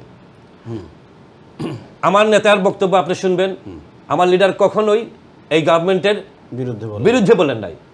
উনি বলেছেন যে গভর্নমেন্টের সাথে কাজ করতে হবে, গভর্নমেন্টকে মিলেই কাজ করতে হবে, ইলেকশন করতে হবে। আপনি দেশ চালাচ্ছেন, বাংলাদেশের সবাই মানে ওই যে দর্শক মণ্ডলী সবাই, আমরা তো আবেগে রাজনীতি করি, বা আবেগে, খুব আবেগী। কিন্তু আমরা যে দেশে আপনি আর্মি দিয়ে দেশ চালাচ্ছেন, আপনি কতদিন 5 বছর আর্মি রাখবেন? আপনি 1/11-এর সময় যখন আর্মিরা নেমে আসলো, আপনি দেখেছেন আর্মিদের কি স্খলন হয়েছিল? আপনি জনগণের সাথে যখন আর্মি মিঙ্গেলিং করে, এরাও পুলিশের মতো হয়ে যায়। একটি রাষ্ট্র কি আর্মি দিয়ে চালানো যায়? চালানো যায় না। ফারুক সাহেব, দ্বিতীয় কথা হচ্ছে ফরেন ইনভেস্টমেন্ট কখনোই হবে না। আমি 10 মিলিয়ন পাউন্ড কখনোই ইনভেস্ট করবো না একটি দেশে যেখানে ইন্টারিম গভর্নমেন্ট রানিং। হ্যাঁ হ্যাঁ, একটা। তারপরে হচ্ছে জানেন, আমি আগেও বলেছি একটা ইয়াতে, আমি একটা ফেসবুকের একটা ইয়াতে দেখলাম, একজন মহিলা একজন পুলিশকে কলারে ধরে টেনে নিয়ে যাচ্ছে, এবং পুলিশ বলছে ম্যাডাম ম্যাডাম ম্যাডাম ম্যাডাম আমাকে এ করেন না। এই পুলিশ কেন এটা বলছে জানেন? কারণ পুলিশ জানে না, পুলিশ এখন হাত তুলা মারে ওরা, কারণ পুলিশ জানে না যে এই ম্যাডামকে বলবো বাবারে এই ম্যাডাম না এনসিপি না গণপরিষদ না বিএনপি না জামাত, কার উপরে আমি হাত দেবো? পুলিশ কিন্তু সম্পূর্ণভাবে মাঝামাঝি চলে গেছে, যে যার যে ইচ্ছা করুক। আমি যদি এখন আপনাকে আটকাতে চাই, হঠাৎ করে দেখা যাবে আপনি কোন দলের কোন নেতা হয়ে গেছেন। যখন একটা রাজনৈতিক দল ক্ষমতায় আসবে, উইদিন দ্যাট ডে বাংলাদেশের ল এন্ড অর্ডার স্ট্রেট হয়ে যাবে। ধন্যবাদ। বুঝছেন ফারুক সাহেব? তাইলে আমি মুদ্রা কথা কি বললাম? বিএনপি ইলেকশন চাচ্ছে ডিসেম্বরে, কারণ হচ্ছে December is the best time to do election in Bangladesh. Bangladesh সব সময় ডিসেম্বরে ইলেকশন। ধন্যবাদ নাসিম চৌধুরী, আপনাকে ধন্যবাদ। আমি আসছি সুমন খন্দকার আপনার কাছে, আমি যাচ্ছি শামীম সাহেব, মনিরুল ইসলাম শামীম আপনার কাছে। অনেকগুলো কথা চলে আসছে, অনেকগুলো কথার মধ্যে উনি যে কথাটি বলছেন যে 23টি অনেকগুলো দলের সাথে ডক্টর ইউনূস সাহেব মিটিং করেছেন, 23টি দল বলছে নির্বাচন ডিসেম্বর হওয়া উচিত, এবং উনি আর একটা কথাও ক্লিয়ারলি বলছেন যে কেন ডিসেম্বরে নির্বাচন হওয়া উচিত, এবং স্পেসিফিক বলে দিয়েছেন, পুলিশের এক্সাম্পলও দিয়েছেন। বাট কেন নির্বাচনটি আপনারাও চাচ্ছেন না ডিসেম্বর হোক? আমরা আসলে নির্বাচন চাচ্ছি না, এরকম না। নির্বাচন চাচ্ছেন, but not in December. Not in December. Not in December. Why not?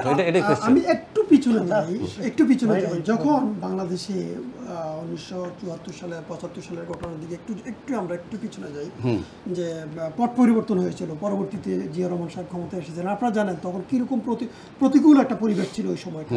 ঠিক সেম একটা প্রতিকূল পরিবেশ বাংলাদেশ মোকাবেলা করে এখন ডক্টর ইউনূস সাহেবের নেতৃত্বে আমাদের অনারেবল চিফ অ্যাডভাইজার, উনি সেই প্রতিকূল পরিবেশটা এখন মোকাবেলা করছেন। জিয়া রহমান সাহেব আমার খুব খুব হৃদয়ের মানুষ, আমি ওনাকে মন থেকে ওনাকে ভালো জানি, স্যালুট করি ওনাকে এবং ম্যাডামকে। তো উনি 4 বছর 1 মাস পরে গিয়ে উনি ন্যাশনাল ইলেকশন দিয়েছিলেন, উনি ক্ষমতা থাকার অবস্থা। আপনার কি খেয়াল আছে? অবশ্যই খেয়াল থাকার কথা, যেহেতু আপনি একটু পিছনে যান। শুধু রিফর্মেশনের জন্য, প্রতিকূল পরিবেশটাকে অনুকূল পরিবেশ আনার জন্য, ভারতের অনুকূলের দেশটা চলে গিয়েছিল, সেখান থেকে ফিরিয়ে আনার জন্য তাকে 4 বছর সংগ্রাম করে তারপরে ইলেকশনে নামতে হয়েছে। ওই সময় 3 মাসের মাথায় রিফর্ম দেখা গেছে। এই সময়কার এখন ঠিক একই প্রেক্ষাপটে আপনি বাংলাদেশটা আলটিমেটলি 99% ভারতের মুখে চলে গিয়েছিল। ওরা শুধু গিলার বাকি ছিল, ওদের মুখের ভিতরে আমরা চলে গিয়েছিলাম, শুধু গিলাটা বাকি ছিল। একজন ঢাকা ইউনিভার্সিটির একজন অধ্যাপক, উনি সিনিয়র অধ্যাপক টিচার স্যার, উনি বলছেন আজ 6 মাস থাকলে হয়তো বাংলাদেশে ওরা টেক ওভার করতো। ইন্ডিয়ান সেনাবাহিনী আল্লাহর রহমত ছিল আমাদের উপর। আমাদের দেশ এই ছাত্র ভাইদের ডেডিকেশনের কারণে, ছাত্রছাত্রীদের ডেডিকেশনের কারণে আমরা পেয়েছি 17 বছরে যে নির্যাতিত নেতাকর্মীরা, লাখো নেতাকর্মীদের নির্যাতনের দিকে যদি আপনি তাকান, আপনি এক্সাম্পলটা দিয়েছেন জিয়া রহমান সাহেবের সাথে, হ্যাঁ, সেজন্য একটু সময় দেন রিফর্মের জন্য। আসলে 2 মাস তো ম্যাটার না, 2-3 মাস এটা কোনো বিষয় না। আমার কথা তারা ডিসেম্বর দিয়ে দিলে সমস্যা কোথায়? তারপর একটু শান্তিপূর্ণভাবে সুন্দরভাবে নির্বাচনটা হোক, আস্থার জায়গাটা যাতে ঠিক। এটা কি সত্যি কিনা যে এনসিপি এবং জামাতের জন্যই এই? না, এটা মূলত ওনারা অনেকে অ্যানালাইসিস করেছে, গভর্নমেন্টের হাই প্রোফাইল যারা আছেন ওনারা এটা নিয়ে যথেষ্ট পরিমাণ স্টাডি করে তারপর ওনারা এই ধরনের একটা রোডম্যাপ। জামাতের কোনো ইনভলভমেন্ট নেই? না, জামাত নির্বাচন চেয়েছে, ওনারা বলছে কখনো ওনারা সম্ভাব্য চেয়েছে যে রমজানের পর হলে ভালো হয়। আমিও মনে করি এটা। তার মানে আপনাদের চাওয়া অনুযায়ী আমার কয়েকটা প্রস্তাব বলেন। অনারেবল অ্যাডভাইজার এই দেশে আসছেন, আমাদের জন্য একটা সৌভাগ্য যে বাংলাদেশের প্রথম কোনো সরকার প্রধান এই যে অ্যাওয়ার্ডটা উনি পাচ্ছেন বাংলাদেশের ইতিহাসে, এটা সর্বপ্রথম, এবং এটা খুব কম লোকই বহির্বিশ্বে খুব কম প্রেসিডেন্ট অথবা সরকার প্রধানই পেয়েছেন। ওনাকে আমি স্যালুট জানাই, ওনার নেতৃত্বে অনেকগুলো রিফর্ম। একটা কথা একজন কলার প্রশ্ন করছেন যে উনি বাংলাদেশ বিমানে না এসে এমিরেটসে আসলেন। এটা আমি বলতাম, আসলে এটা বলার দরকার ছিল। আসলে আমি আমিরি জামাতের সিকিউরিটি ইনচার্জ ছিলাম কিছুদিন, নিজামী সাহেবের আমলের কথা বলতেছি। তো ওনার সিকিউরিটিটাকে সবচেয়ে বেশি মাথায় রেখে আমাকে কাজ করতে হতো। তখন দেখতাম আমাদের যে টিম ছিল আমরা নির্ধারণ করতাম উনি কোন রুটে কোন অঞ্চলে যাবে, ওনার যে গাড়ি ওনার সিকিউরিটিটা কীভাবে দেওয়া হবে, পুলিশ কোন অবস্থানে থাকবে, এই দায়িত্বটা আমি মূল ইনচার্জ। ঠিক আমি মনে করি ওনার সিকিউরিটি রিজনের কারণে বিমান বন্ধ করে দেখ। নো, কেন না, আপনি উনি চিফ অ্যাডভাইজার, এবং আপনাকে বুঝতে হবে বাংলাদেশ বিমানে কিন্তু অসংখ্য এন্টি গভর্নমেন্টের লোক থাকতে পারে। উনি সবসময় এমিরেটসে ট্রাভেল করেন, ওনার এমিরেটসে আমি 3 বার পাইছি। যাই হোক, আমি মনে করি এটা সিকিউরিটি রিজন হতে পারে। আমি তবে উনি বিমানে আসলে আমরা খুশি হইতাম, আমিও খুশি হতাম, আরো বেশি ভালো লাগতো, যেটা এটা আমাদের ব্র্যান্ড, দেশপ্রেম দেখা যেত আর কি। ওনার প্রতি আমার কয়েকটা পরামর্শ থাকবে, উনি আমাদের অভিভাবক, সেই হিসেবে ওনাকে কয়েকটা বিষয় অবশ্যই রিফর্ম করে যেতে হবে। উনি ক্ষমতা যাকে দিয়ে যাকে ইলেকশনের মাধ্যমে যে ক্ষমতা আসলে আমাদের কোনো আপত্তি নেই, কিন্তু ওনাকে 4-5টা রিফর্ম অবশ্যই কমপ্লিট করে দিতে হবে। সেটা হলো সিকিউরিটি সংক্রান্ত যে ভারতীয় উইংটা বাংলাদেশের ভিতরে ঢুকে আছে, বাংলাদেশের রয়ের কথা বলছেন, আমি XYZ, এইটাকে একেবারে সমূলে ধ্বংস করে দিয়ে যেতে হবে ওনাকে। একেবারে সিকিউরিটির ব্যাপারে আমরা যাতে এক বিন্দু পরিমাণ আর কোনো টেনশনে থাকতে না হয়। সেকেন্ড বিষয় হলো ওনাকে অ্যাডমিনিস্ট্রেটিভ সংস্কার এবং লিগ্যাল এনফোর্সমেন্ট এজেন্সি সংস্কার, এই সংস্কারগুলো খুবই স্ট্রংলি করে যেতে হবে। এটাকে একেবারে পচনশীল পর্যায়ে নিয়ে গিয়েছিল আওয়ামী গভর্নমেন্ট। এটা একটু বেশি সময় লাগতে পারে, হয়তো 6 মাস লাগবে। উনি যদি স্ট্রিক্ট হয় এটা 6 মাসে সম্ভব, এটা ওনাকে 6 মাসে সম্ভব। ইভেন ইলেকশন সিস্টেমটা, ইলেকট্রাল সিস্টেমটা ওনাকে ব্যাপক সংস্কার করতে। ধন্যবাদ আপনাকে। আপনি যে ডিসেম্বরে নির্বাচন চাচ্ছেন, ওনারা হলো ইন্টারিম গভর্নমেন্টের অ্যাকচুয়াল এখতিয়ার নাই যে ওনারা কোনো ইলেকশন করার, ওনাদেরকে ইন্টারিম থেকে রিফর্ম করে ওনাদেরকে চলে যেতে হবে কেয়ারটেকার সিস্টেমে। ধন্যবাদ। কেয়ারটেকার সিস্টেমে কি ওনারা যায়? ধন্যবাদ। এটা কি সত্যি কিনা যে বর্তমান যে ক্যাবিনেট আছে, বর্তমান যে উপদেষ্টা পরিষদ আছে, এটা বাদ দিয়ে নতুন কেয়ারটেকার গভর্নমেন্ট করতে হবে, করে তারপরে নির্বাচনে যেতে হবে? এবং এই বিষয়ে আপনার মন্তব্য। আরেকটি কথা যে উনি বারবার কিন্তু একটা আকুতি দিচ্ছেন যে দেখুন একটু সময় নেক না, উনি জিয়াউর রহমান সাহেবের এক্সাম্পল তো দিয়েছেন। প্রথমত হচ্ছে ভাই, আমি আগের বক্তব্যে বলেছি রাজনৈতিক দল হয়ে আমরা সাপোর্ট করি এই উপদেষ্টা পরিষদকে, আমরাই তৈরি করেছি ওনাদেরকে, কিন্তু ওনাদেরকে ডিফেন্স করে এটা রাজনৈতিক, কিন্তু এটা রাষ্ট্রবিজ্ঞান না। রাজনীতি কিন্তু একটা বিজ্ঞান, এটা বিজ্ঞানের মধ্যে পড়ে না। কারণ ওনাকে ডিফেন্স করবো কেন, ওনাকে আমরা আলোচনা করবো, সমালোচনা করবো, উনি যেটা চায়। এবং আমাদের হক ভাই একটা কথা বলেছেন যে উনার সকাল বিকাল কথা বলছেন, কথা চেঞ্জ করতেছে, কারণ উনিও প্র্যাকটিস ডক্টর হুসেইন মাহমুদের সাথে মতো। আসলেই তাই, কথা ছিল উপদেষ্টা পরিষদ গঠনের কয়েক সপ্তাহের ভেতরে উপদেষ্টা পরিষদের সম্পদের হিসাব দিতে হবে। 10 মাসে উনি উনার নিজের প্যানেলের কারো সম্পদের হিসাব দিতে পারেননি। জানি না কার পকেটে কত কোটি কোটি মিলিয়ন পাউন্ড ঢুকে গিয়েছে। এটা তো আপনারা তো আবার ক্লেম করেন যে এরা গণ অধিকার পরিষদের এক্স। ডাজন্ট ম্যাটার, যেই হোক, আইনের ঊর্ধ্বে কেউ না। এটা যদি আমিও দুর্নীতি করি আমাকেও বিচারের আওতায় নিয়ে আসতে হবে, এই জন্য তো আমি আন্দোলন করেছি। না না, আপনারা ক্লেম করেন আমি না ক্লেম, সে যাই হোক যে সেটা অন্য কথা। এখন হচ্ছে কি উনি সম্পদের হিসাব এখনো নিয়ে আসতে পারেনি, ওনাকে বিশ্বাস কিভাবে করবো? উনি আসছেন, ওনার সন্তান, সব রাজনৈতিক স্টেক হোল্ডার হচ্ছে ওনার সন্তান, উনি দেশের মুরব্বী, বয়সের দিক থেকে উনি মুরব্বী, কিন্তু উনি এখানে এসে ভাগাভাগি করে ফেলেছে। কোথায় করছেন? সব জায়গায় ভাগাভাগি করেছে। ইভেন ওনার যে আলোচনা সভা নিয়ে আসেন ঐক্যমতের এখানে, ওইখানেও দেখবেন যে এনসিপির 3-4 জন, অন্যান্য দলের 2 জন 1 জন। এটা কিন্তু ডিবেটের বিষয়, 3-4 জন কেন? এবং উনি অভিভাবকের জায়গাতে বসে বলছেন যে উনি সুযোগ করে দিচ্ছেন বাচ্চাদেরকে রাজনীতি করার জন্য। ভিন্ন কথা, বাচ্চা তো বিএনপি বাচ্চা হইতে পারে। আমাদের শুনেন, এই অন্তর্বর্তীকালীন গভর্নমেন্টের মূল কাজ হচ্ছে ভোটাধিকার সংস্কারের মধ্যে হচ্ছে প্রশাসন, বিচার বিভাগ, দ্রব্যমূল্য, জাতীয় সমস্যা, বন্যা, রোদ, বৃষ্টি, খরা, এগুলো নিয়ে যদি স্ট্রাকচার করতে আমরা মেনে নিতাম। বর্ডার সিকিউরিটি, জাতীয় বর্ডার সিকিউরিটি। ভাই রোহিঙ্গার মানুষ 1.5 লক্ষ মানুষের রোহিঙ্গা ঢুকেছে নাকি ভারতের রোয়ার মানুষ ঢুকেছে আমরা জানি না। 1.5 লক্ষ মানুষ ঢুকে গিয়েছে কিন্তু বাংলাদেশে। ভাই এখন হচ্ছে কি, আমি একমাত্র ব্যক্তি এই তরুণ সমাজের মধ্যে, শামীম ভাইয়ের বয়স বুকে হাত দিয়ে বলতে পারবো, বিগত 8 বছর আলতাবাড়ি পার্কে আমি প্রতিদিন আন্দোলন করেছি। জুলাইয়ের সারা মাস আমি বলেছি দিল্লি না ঢাকা, ঢাকা ঢাকা। আপনার টকশুতে এসে আমি গলা দিয়ে বাইর হয়ে আসছি না, এরকম স্লোগান দিয়েছি। 4 তারিখ রাত 12টা পর্যন্ত দিয়েছি আমি, আমার স্লোগানগুলো এখনো আছে। তাহলে আমি আজ ডক্টর ইউনূসের বিরুদ্ধে কেন বলছি? কারণ আমি চাই আমার দেশ সঠিক জায়গায় চলুক। নির্বাচন চান? আমি নির্বাচন চাই, সেটা ভিন্ন কথা, কিন্তু ঘটনা হচ্ছে আমি যে কারণে দুটো জিনিস, আপনি কি নির্বাচন চান নাকি আপনি ডক্টর ইউনূসের যে বর্ডার সিকিউরিটি চান? দুটি জিনিসের প্রথম আমাকে একটু ব্যাখ্যা করতে দিন। আমি চাই, আমি যে কারণে আন্দোলন করেছি সেই আন্দোলনের ফলাফল চাই, কিন্তু 10 মাসে আমি কোনো ফলাফল দেখিনি দেখার মতো। এবং আরো আনসিকিউরড আন্দোলনটা কেন করছেন? কারণ হচ্ছে উনার এই যে বৈষম্যমূলক আচরণ, এই স্বৈর শাসককে সরানোর জন্য বৈষম্যমূলক আলোচনা। উনি নাসিম ভাই বলে অনেকেই বলছেন আন্দোলনটা কেন করছেন, প্রশ্ন ছিল এই স্বৈর শাসনমূলক, এই যে বাংলাদেশটা গ্রাস করে ফেলেছে, সেই গ্রাস থেকে বাঁচানোর জন্য, নাকি নির্বাচনের জন্য? কিন্তু না, শুধু নির্বাচনের জন্য নয়, এই গ্রাস থেকে। কিন্তু এখন দেখছি আমরা বাঘের মুখ থেকে গিয়ে সিংহের মুখে পড়ে। সিংহটা কে? ডক্টর ইউনূস। আমি বলি সরাসরি বলছি, আমি বলি আপনাকে ব্যাখ্যা করে দিন। কোয়েশ্চেনগুলো ছোট ছোট করলে কি আনসার আসে না, বলেন আমি বলবো না, ছোট ছোট করলে আনসার আসে না, এটা সত্য।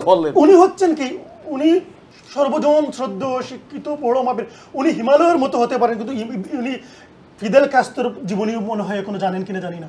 উনি যদি হিমালয়ের চেয়ে আরো বড় যদি হন, তাহলে ইব্রাহিম টরি 34 বছরের ছেলে যেভাবে আফ্রিকা মহাদেশকে লিড দিচ্ছে, উনি বাংলাদেশকে লিড দিতে পারতেছে না। ব্যর্থ ভাই, পারতেছে না। 10 মাসে ব্যর্থ, সেটা ভিন্ন আলোচনা, সারা রাত বলে শেষ করা যাবে না, অন্যদিন বলবেন। আমি একটা প্রশ্ন করে ব্যারিস্টার সাহেবের কাছে যাব। সফলতা দুটাই আছে, 1 মিনিট। সফলতা দুটাই আছে। ব্যর্থতার প্রথমই তো প্রশ্ন, তত্ত্বাবধায়ক সরকারের ব্যাপারটা উনি যেটা প্রথম প্রশ্ন হচ্ছে, ব্যর্থতার প্রথম জায়গা হচ্ছে উনি আইন শৃঙ্খলা বাহিনীকে এখনো নিয়ন্ত্রণে নিয়ে আসছে। কিন্তু আপনারা নির্বাচন চাচ্ছেন। আমরা শুনেন, যখন উনি পারছেন না, যখন উনি বলেন আইন শৃঙ্খলা বাহিনী ঠিক করে তারপর নির্বাচন দিন, এটা বলেন। বলছি নির্বাচন দিন। এখন নির্বাচন দিলে এক পক্ষ তৈরি হবে। আমি আপনাদের বিভিন্ন এখন কখনো বলেন, শুধু বলেন নির্বাচন। আমিও বলছি নির্বাচন। কারণ হচ্ছে কি, যখন আপনি ব্যর্থ হচ্ছেন, আমার রাষ্ট্রকে আমি ব্যর্থ হতে দেই না। আমি বলবো নির্বাচন চাই, নির্বাচন হলে বিএনপি চলে আসবে। জনগণ যদি বিএনপি চায় তাহলে আমার অসুবিধা কি? বিএনপি যদি আমি খন্দকার সুমনকে চাই তাহলে আমি গণ অধিকার পরিষদের একটা সেকেন্ড আমি একটা প্রশ্ন করি। যখন প্রথম 5ই আগস্টের পর ডক্টর ইউনূস সরকার হয়, ক্যাবিনেট হয়, তখন বিপিন সাহেব প্রথম বলছিলেন যে এই সরকার 3 বছর থাকবে, 3 বছর থেকে আমি শেষ করি ভাইজান, যে তারপরে নির্বাচন অ্যারেঞ্জ করে, এরপরে বলছে 5 বছর থাকবে, এর আগে নির্বাচন হবে না। ভাই আপনার টকশোতেও আমি বলেছি যে এই সরকারকে শুনেন, আমি বিপুল তো অনেক দূরের কথা, জাতীয় নেতা, আমি নিজেও বলছি যে এই সরকারকে 2 বছর সময় দিতে হবে, গ্রহণযোগ্য সময় দিতে হবে, ফ্লেক্সিবল করতে হবে। এখন দিবেন না কেন? কিন্তু 10 মাসে ভাই একটা ছেলে জন্ম হয়ে যায়, গর্ভবতী যদি থাকে 10 মাসে একটা বাচ্চা আব্বা ডাকা শিখে ফেলে, কি বলেন আপনি? 10 মাসে আমি স্ট্রাকচার দেখতেছি না। আমার দেশের বর্ডার খোলা, মানুষ ঢুকতেছে, রোহিঙ্গা ঢুকতেছে নাকি এই চায়নার বন্দুকধারী যুদ্ধ জঙ্গিরা ঢুকতেছে, আমি জানি না। আমি ব্যারিস্টার সাহেবের কাছে যাব। শুনেন, একদিকে আপনি বাংলাদেশকে ভয়ঙ্কর জায়গায় নিয়ে গিয়েছেন, একদিকে আপনি এই বিশ্বের সমস্ত বাণিজ্যিক মানুষদেরকে আমন্ত্রণ করলে, অন্যদিকে মোল্লা সমাজকে ছেড়ে দিলেন যে মার্চ ফর ঢাকা, মানুষকে বিশ্বকে দেখাইলেন বাংলাদেশ জঙ্গির উৎপাদন হচ্ছে। মার্চ ফর ঢাকা কারা করছে? না, মার্চ ফর ওই যে গাজা, মার্চ ফর গাজা আপনি দিয়ে দিলেন। আমি মুসলিম হিসেবে এগ্রি, কিন্তু ওই সময় ছিল বিএনপিও ছিল। মুসলিম হিসেবে এগ্রি, গাজার ব্যাপারটা ওয়ার্ল্ড ওয়াইড হয়, এটা হবে। আমি মুসলিম হিসেবে এগ্রি, কিন্তু ওই সময় আপনি কেন রাখছিলেন? This is our emotion. এটাতে আপনার গণ অধিকার পরিষদ ছিল না? ছিল তো, সবাই ছিল। আচ্ছা ভাই, আমাকে বলতে দিন। যুক্তি শোনার পরে যদি ভুল হয় তাহলে বলবেন। আমি ইসলামের সেন্টিমেন্ট নিয়ে কথা বলতেছি না। তাহলে এখনও আমি ব্যাখ্যা দিব সেন্টিমেন্ট নিয়ে। এখন ওই সময় আপনি কেন তাহলে এই আশিককে দিয়ে প্রোগ্রাম করাতে গেলেন? বিশ্বকে কি প্রমাণ করতে চান? আপনি যদি মানবিক করিডোরের জন্য মায়ানমার যদি চিন্তা করে দেন, যারা মানবিক করিডোর চাচ্ছে মায়ানমার, তারা গাজায় কেন যাচ্ছে না? একটা ছোট্ট প্রশ্ন এই কথাটা আমি একদম এই কথাটা আমি 100% দ্বিমত। শুনেন, একটা কথা বলে দিই, আপনার আগামীকালকে একটা অ্যাসাইনমেন্ট আছে সকাল 10টায়, তাই বলে আপনি বিকেলে সব অ্যাসাইনমেন্ট ক্যান্সেল করে দিবেন না। আশিকের কাজ করতেছে ইনভেস্টমেন্ট নিয়ে, আর গাজার বিরুদ্ধে, গাজার পক্ষে মানে সবাই কথা বলাটা ম্যান্ডেটরি। এটা নো আশিক, আমি গাজারটা মানি, কিন্তু আমি বলছি ওটা আপনি পরে করতে পারতেন, এক সপ্তাহ পরে করতে পারতেন, কারণ এটা একটা না অল্টারনেটিভ সবাই করে ফেলতেছে। আপনি এক সপ্তাহ পরে কেন করব? আমি শুনেন, তাহলে আপনি মানবিক করিডোর মায়ানমারে যাওয়ার চেষ্টা করতেছেন। আমার কথাটা তাহলে আপনি বিশ্ব নেতা হয়ে কি বলছিলেন আমার গাজায় হাজার হাজার সন্তান মারা যাচ্ছে? আমি আপনার এইখান থেকে আচ্ছা আমরা কথা বলার আমাদের আসছে, আপনার কাছে কনস্ট্রাকটিভ আলোচনা। একটা সেকেন্ড, আমি একটু কলার কাছে যাব, তার আগে আপনার কাছে যাচ্ছি ব্যারিস্টার সাহেব। এখানে অনেকগুলো কথা বলছেন কলাররা যে আপনাকে নিয়ে, আপনার দলকে নিয়ে, যে আপনারা কি দোসরের মানে বিগত সরকারের তো বন্ধু ছিলেন, এটা তো চিরন্তন সত্য কথা, এখনো কি আছেন কিনা? শুনেন, এই যে ভাই ওনারা যদি ওই দূষরের ডেফিনেশন, তাহলে উনি হচ্ছে বিএনপির দূষর।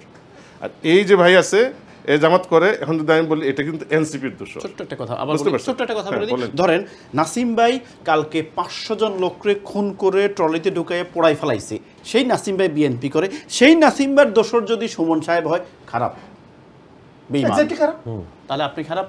আমরা খারাপ না, আমরা খারাপ না। আপনি তো বললেন না আমরা খারাপ, আপনি তো বললেন আমরা স্বীকার করলেন দূষর। যাই হোক, এখন না ওটা দূষরের ডেফিনিশনে সবাই পড়ে, বুঝতে পারছেন? আমাদের কোনো দূষর নাই ভাই, এরা গণ অধিকার। কয়েকদিন পরে অর্ডার পেয়ে ইউনুসের দূষর, যখন এই সরকার চলে যাবে তখন টেক দেওয়া হবে এটা ইউনুসের দূষর, এটা এনসিপির দূষর, বুঝতে পারছেন? এই যে কালচার শুরু হয়েছে না, এটা চলতে থাকবে নেক্সট 40 ইয়ার্স। ওইটা বাট আমি এটা বলি, এই যে ভাই দর্শক ভাই প্রশ্ন করলেন, 2006 সালে ডক্টর ইউনুস সাহেব যখন নোবেল প্রাইজ পেয়েছেন, তিনি লন্ডনে আসছিলেন, তখনও দুই একটা অভ্যর্থনা দেওয়া হয়েছিল, আমি ওগুলার একটাতে ছিলাম, ওনার পিছনে ছিলাম। তখন তিনি ছিলেন আমাদের দেশের নাগরিক প্রথম একজন ব্যক্তিত্ব যিনি নোবেল পাইছেন। এখন ওই সময়ের সাথে এখনকার ব্যবধানটা হচ্ছে কি, এখন তখন কিন্তু উনি রাষ্ট্র ক্ষমতায় ছিলেন না, আমার দেশের জনগণকে উনি সার্ভ করবেন সেই দায়িত্ব তার হাতে ছিল না। গত 10 মাস ধরে তিনি সেই দায়িত্ব নিছেন। আমি এখন কি উনাকে 100 বার ক্রিটিসাইজ করব, কারণ আমি ওই জনগণের ভিতরে একজন হিসাবে আমি দেখতে পাচ্ছি যে আমার দেশের সরকার প্রধান আমার দেশের মানুষের যে ডিমান্ড, যে চাহিদা, যে প্রয়োজন, সেটা তিনি মিটাইতে পারতেছেন না। এই কারণেই আমার দৃষ্টিকোণ থেকে আমি যদি দেখি এগুলো যদি ভ্যালিড পয়েন্ট হয়, এখন আমার কাছে মনে হচ্ছে উনি ক্রিটিসাইজ করবেন, এটাই তো আমি অ্যাটলিস্ট বলার চেষ্টা করব। এটা হইতে পারে ক্রিটিসিজম। একবারও ক্রিটিসাইজ করছে জাতীয় পার্টি? ওটা তো আপনাদের মাঝে দুইটা ভিডিও পাঠাই না আপনি। শুনেন, এখন ডক্টর ইউনূস যদি আজকে বলেন এই যে একটা জিনিস আসেন, এই যে করিডোরের ব্যাপারটা, এটা তো সবাই এটার বিপক্ষে, এটা নিয়ে আমরা বলছি। এটা আপনি আসলেন সামান্য একটা সময়, আমাদের ধারণা ছিল যে উনি একটা স্বল্প সময়ের জন্য আসছেন, একটা প্রপার ইলেকশন দিয়ে চলে যাবেন, এসেই বায়না তুললেন সংস্কার করব। সংস্কারটা আমরা মেনে নিলাম, ঠিক আছে সংস্কার করেন, অসুবিধা নেই। এখন সংস্কারের পরে কি হচ্ছে, উনি একটা রাজনৈতিক দলও করে ফেললেন। আমরা কারা? দেশের এই এখানে যারা সবাই কিন্তু সংস্কারটা চায় না। যারা আমরা তো প্রথমে 2-3 মিটিংয়ে যাওয়া হয়েছে, এরপরে আমাদেরকে ডাকা হয় না, ওইটা বাদ দেন। এর জন্যই বললাম তারা চায় না। হ্যাঁ, তাই এখন মনে করেন আপনি চিটাং পোর্ট দিয়ে দিবেন, এই যে চিটাং পোর্ট এবং করিডোর, এগুলো যাতে আমাদের জাতীয় স্বার্থ জড়িত।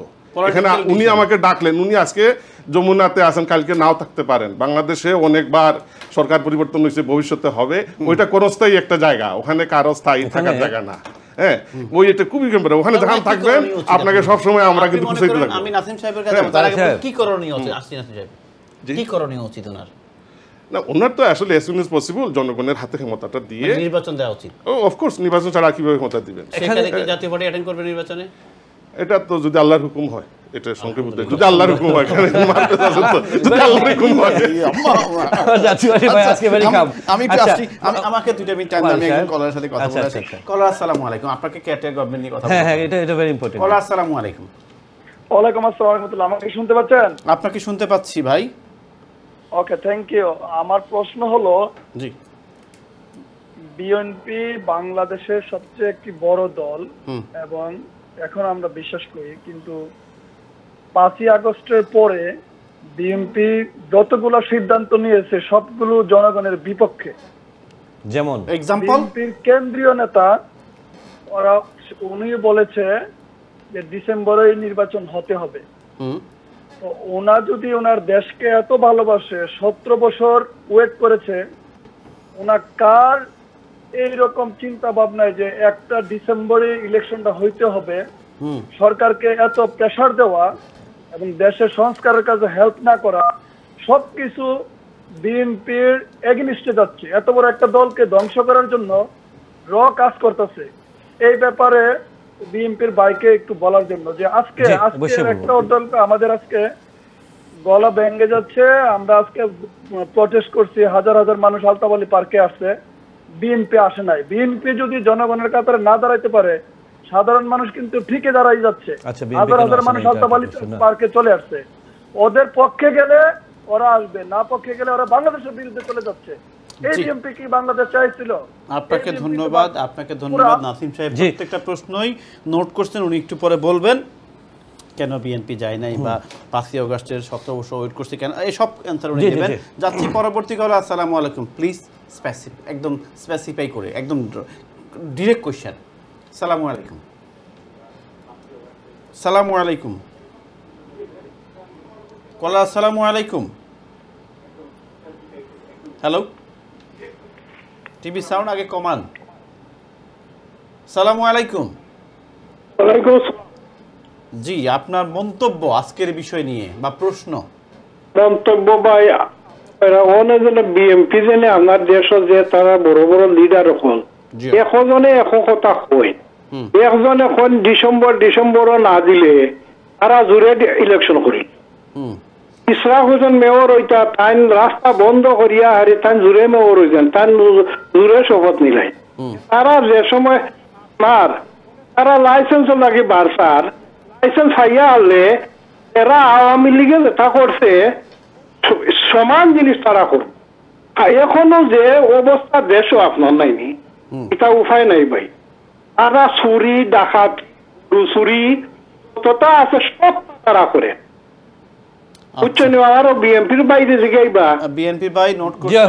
ধন্যবাদ আপনাকে এবং ইশরাকের বিষয়টা উনি নোট করছেন। আমারও একটা প্রশ্ন ইশরাকের নিয়ে ছিল। যাচ্ছি পরবর্তী কল। আসসালামু আলাইকুম কলার। আসসালামু আলাইকুম। হ্যালো কলার, শুনতে পাচ্ছি না আমি আপনাকে। হ্যালো, আসসালামু আলাইকুম ফারুক ভাই। ওয়ালাইকুম আসসালাম। যে আমি নির্বাচন নিয়ে কথা বলতাম চাই। বলেন। যে আমাদের চিফ জেনারেল সেনাবাহিনীর প্রধান ওয়াকারুজ্জামান বলেছিলেন 18 মাসের ভিতরে নির্বাচন দিবেন।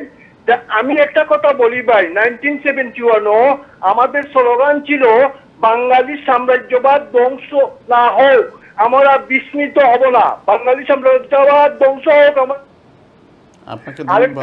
আপনাকে ধন্যবাদ। আমি স্পেসিফিক একদম টু দ্য পয়েন্টে কোশ্চেন যাচ্ছি, লাইনে থাকুন, আমি আসছি। নাসিম যদি একটা প্রশ্ন আমি করে যাই, আপনার কাছে অনেকগুলো কোশ্চেন নোট করা আছে, আমি আর প্রশ্ন করব না।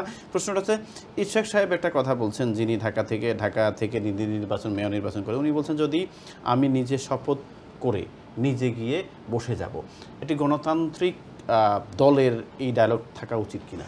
অবশ্যই আমি আপনার এটাতে আসবো। তার আগে আমি খুব সংক্ষেপে আমার জামাতের ভাইয়ের দুইটা কথাকে আমি শুধু পিক করে নিচ্ছি। প্রথমে হচ্ছে, উনি আগে বলেছেন, যেটা সময় পায় না আগে বলতে, এককভাবে বিজয়ী হতে পারবে না কোনো দল। এটা কোথা থেকে উনি পারলেন? মানে এটা যে কই থেকে আসলো আমি জানি না। বিএনপি যে এককভাবে ক্ষমতায় যেতে পারবে না, কি জামাত যে এককভাবে, কি গণ অধিকার পরিষদ কি এককভাবে ক্ষমতায় যেতে পারবে কি না পারবে, এটা তো জনগণ দেখবে। হ্যাঁ, এটা যে আপনি হলফ করে বলে ফেললেন যে এককভাবে বিজয়ী হতে পারে, এটা হয় না। দ্বিতীয়ত হচ্ছে, উনি বলেছেন যে আপনার আমরা যে তত্ত্বাবধায়ক সরকারের ব্যাপারটা নিয়ে শুনেন, জিনিসটাকে উনি গোল পাকিয়ে ফেলছেন। এটা হচ্ছে এই ইন্টারিম গভর্নমেন্টের মাধ্যমে, দেখেন, তত্ত্বাবধায়ক সরকার এবং অন্তর্বর্তীকালীন সরকার দুটোই কিন্তু সংবিধানের মধ্যে নেই। হ্যাঁ, তো ইন্টারিম এটা একটা পরিবর্তিত পরিস্থিতিতে আপনার একটা বিপ্লবের মাধ্যমে এই সরকার গঠিত হয়েছে, অন্তর্বর্তীকালীন সরকার গঠিত হয়েছে।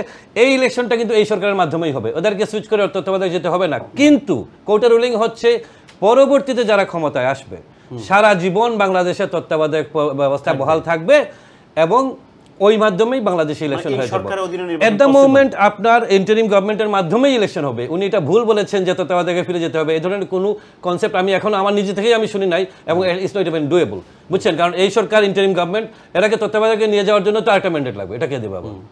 অলরেডি জনগণের জুলাই বিপ্লবের মাধ্যমে ম্যান্ডেট নিয়ে ইন্টারিম গভর্নমেন্ট হিসেবে হয়ে এসেছেন, ওনারা ইলেকশন করবেন। ওই ইলেকশনের মাধ্যমে যারাই ক্ষমতায় যাবে, ভবিষ্যতে যেই ক্ষমতায় আসবে, তত্ত্বাবধায়ক সরকার ব্যবস্থা পুনর্বহাল করা হয়েছে আগে যেটা ছিল। এটার কারণে শুনেন, বিএনপি এই যে বারবার দর্শকবৃন্দরা বলছেন যে বিএনপি ইলেকশন চায়, আপনারা হলফ করে বলুন তো 10 জন উপদেষ্টা নিয়ে বাংলাদেশের মতো এত বড় একটা দেশ এরা কিভাবে পরিচালিত করবে ফারুক সাহেব? এই যে গণ অধিকার পরিষদের ভাই যে বলছেন যে আপনার আইন শৃঙ্খলা পরিস্থিতির কথা বলেন, এইটা বলেন সেইটা বলেন, এইগুলা, হ্যাঁ, আপনি মাত্র কয়েকজন, একটা দল যখন ক্ষমতায় যায়, একটা ক্যাবিনেট কত বড় হয়, একটা রাষ্ট্রকে নিয়ে আপনি কথা বলছেন, আপনার প্রত্যেকটি অর্গন ভঙ্গুর হয়ে যাচ্ছে। তো এটা তো জনগণকে খেয়াল করতে, আপনারা শুধু ডক্টর ইউনূস সাহেবকে আবেগ দিয়ে তো দেশ চলে না রে ভাই, বিবেক দিয়ে দেশ চালাতে হয়, বুঝছেন? আপনার উইজডম দিয়ে চালাতে, আপনার আর্মি দেশ চালাচ্ছে, আপনি কখনোই আপনার এটা it's a very dangerous thing, আপনার আর্মিকে আপনি বেশি দিন আপনি ডিপ্লয় করে রাখবেন, রাস্তায় রাখবেন, এটা হয় না। বাংলাদেশ কোনো বিচ্ছিন্ন রাষ্ট্র নয়, বাংলাদেশ কোনো ইয়ার দেশ নয়। দ্বিতীয়ত হচ্ছে এই ক্যাবিনেট, এই যে ডক্টর ইউনূস সাহেবকে বলা হচ্ছে, এই যে রিফর্মগুলোর কথা বলা হচ্ছে এতদিন ধরে, একটা যদি মনে করেন political government, not only political government, যেমন মনে করেন এর আগে যারা এই আপনার এই ইভেন 1/11-এর সময় যারা মনে করেন যে ক্যাবিনেটটা ছিল তত্ত্বাবধায়ক সরকার, এরা সবাই এক্সপিরিয়েন্স ছিল, কিন্তু এরা কিন্তু অ্যাটলিস্ট যারা সবাই আমলা ছিল, হ্যাঁ, এরা কিন্তু রাজনীতি দেখে দেখে এসেছিল। এই ইউনিট সরকারের যে পুরাতন আপনার উপদেষ্টাদের যে লিস্টটা রয়েছে, none of them has any experience of running a country, এবং বিদেশি। আমি এই জন্য বিদেশি দেশি, এটা তো উনি বলেছেন উনি বিদেশি নয়, যাই হোক, কিন্তু এদের তো এক্সপিরিয়েন্স নাই, যার কারণে দেখুন 10 মাস চলে গেছে, 11 মাস চলে গেছে, 12 মাস চলে গেছে। হ্যাঁ, শিক্ষা খাতে হাসিনা ধ্বংস করে ফেলেছে শিক্ষা খাতকে। প্রথমেই আপনার শিক্ষা খাতের রিফর্মের জন্য আপনার একটা কমিটি করার কথা ছিল, এগুলো হচ্ছে না। তো আপনি আজকে আওয়ামী লীগ 11 মাস হয়ে গেল, আওয়ামী লীগের বিচার করার কথা বলা হচ্ছে, কিন্তু বিচারটা কোথায়? এখনো কি হাত দেয়া হয়েছে? 11 মাস তো চলে গেছে। কারণ কি, আপনি 11 মাস না 11 বছরও দেন, হ্যাঁ, যদি আপনি আপনার রোড ম্যাপ বুঝেন না, যদি আপনি বুঝেন না যে আমি এইটা থেকে এইটা করতে হবে, এটা থেকে এটা করতে হবে, তাহলে কিন্তু সময় চলে যাবে। যদি আগামীকালকে একটা ডিক্লেয়ার দেয় দিস ইজ রোড ম্যাপ এবং নির্বাচন হবে এপ্রিলের এন্ডে, আপনারা মানবেন? আপনি যৌক্তিক রোড ম্যাপ, আমরা তো যৌক্তিক লোক না। বিএনপি কি বলেছে? বিএনপি তো এটাই বলে যাচ্ছে যে আপনি রোড ম্যাপ দেন, লজিস্টিক সাপোর্ট থাকতে হবে এর সাথে, যে আমি ডিসেম্বরে করতে পারছি না, আমি এপ্রিলে করব, because that's so and so, because আমি এই কাজ করতে গিয়ে আমার এতদিন লাগছে। কারণ আমরা তো জানি রিফর্ম করা ওনাদের পক্ষে সম্ভব নয়, কারণ ওনাদের এই এক্সপিরিয়েন্সটাও নাই। যদি থাকতো তাহলে 11 মাস চলে গেছে, 11 বছরও চলে যেতে পারবে। আর আপনি 10 জন উপদেষ্টা নিয়ে বাংলাদেশ, আমি তো বললাম আবেগ নিয়ে যত দর্শকরাই কথা বলছেন, বাংলাদেশের অর্থনীতিটা আপনারা, আমি ব্যবসায়ী ফ্যামিলি থেকে এসেছি, আমরা জানি যে বাংলাদেশের গার্মেন্টস সেক্টর বলেন, বাংলাদেশের, হ্যাঁ, আমি এটাকে এই গভর্নমেন্টকে আমি দোষারোপ করি না ফারুক সাহেব, কারণ যেই অবস্থায় খুনি হাসিনা রেখে গিয়েছিল, ওই যে উনি বলেছেন ডক্টর ইউনূস সাহেব বিভিন্ন দেশে যাচ্ছেন, আসলে কিন্তু উনি বিভিন্ন দেশে গিয়েই কিন্তু কিছু হলেও আনছেন। হ্যাঁ, he is trying his best, আমরা অ্যাপ্রিসিয়েট করি ওইটা। একটা রাষ্ট্রপ্রধানকে বিদেশ যেতে হবে, কারণ এটা একটা ভঙ্গুর দেশ, অর্থনীতি স্থবির হয়ে গিয়েছে। হ্যাঁ, আপনি সামান্য হলেও উনি যে ইনসেন্টিভ কেয়ারে আছে না, তখন তো আপনি আস্তে আস্তে এটাকে করতে হবে, এটাই করে যাচ্ছেন। কিন্তু কথা হচ্ছে গিয়ে যে আপনার আইন শৃঙ্খলা পরিস্থিতিকে রক্ষা করে, আমি তো বললাম আপনি, আচ্ছা এটাই তো আমি আসবো পরে। এখন কথা হচ্ছে যে আপনাকে আমি বলি, বাংলাদেশের আইন শৃঙ্খলা পরিস্থিতিকে ঠিক করা ম্যাটার অফ টাইম। আমরা দেশ পরিচালনা করেছি 3 বার, বিএনপির এক্সপিরিয়েন্স রয়েছে। পরের দিন পুলিশ জানবে যে কত দানে কত চাল, দেশ ঠিক করতে গিয়ে। আমরা কি র্যাব নিয়ে অনেক কথা হয়, র্যাব কেন করেছিলেন যে তারেক রহমান সাহেব? দেশকে ঠিক করার জন্য। তখন আপনার অস্ত্রের, আমরা কলেজ লাইফে আমরা বড় হয়েছি ভাই, আমরা অস্ত্রের ঝঞ্ঝনানি দেখে শিখে বড় হয়েছি, বুঝছেন? তো এই জন্য এই র্যাব করাই হয়েছিল যাতে করে এটা থেকে বের হয়ে আসা যায়। যাক, এখন কথা হচ্ছে গিয়ে যে নির্বাচন, দর্শক মণ্ডলী আপনারা বিশ্বাস করুন, দেশ চালাতে গেলে আপনার গণতন্ত্রের বাইরা পৃথিবীর কোথাও কোনো কান্ট্রি সাস্টেইন করতে পারে না। হ্যাঁ, আনটিল আর যদি এটা যদি আপনার ইয়া হয় মনার্ক সিস্টেম হয়, যদি আপনার রাজা বাদশাহ হয়, এগুলো ডিফারেন্ট জিনিস। আপনি আপনাকে গণতন্ত্রে ফিরে আসতে হবে, পুরো দেশ ঠিক করতে হলে, ফরেন রেমিটেন্স, ফরেন ইনভেস্টমেন্ট হতে হলে, আইন শৃঙ্খলা ঠিক হতে হলে, দেশের শিক্ষাখাতকে সব কিছু করতে হলে একটা গভর্নমেন্ট আসতে হবে যেই গভর্নমেন্ট ডিসিশন মেক করতে পারে।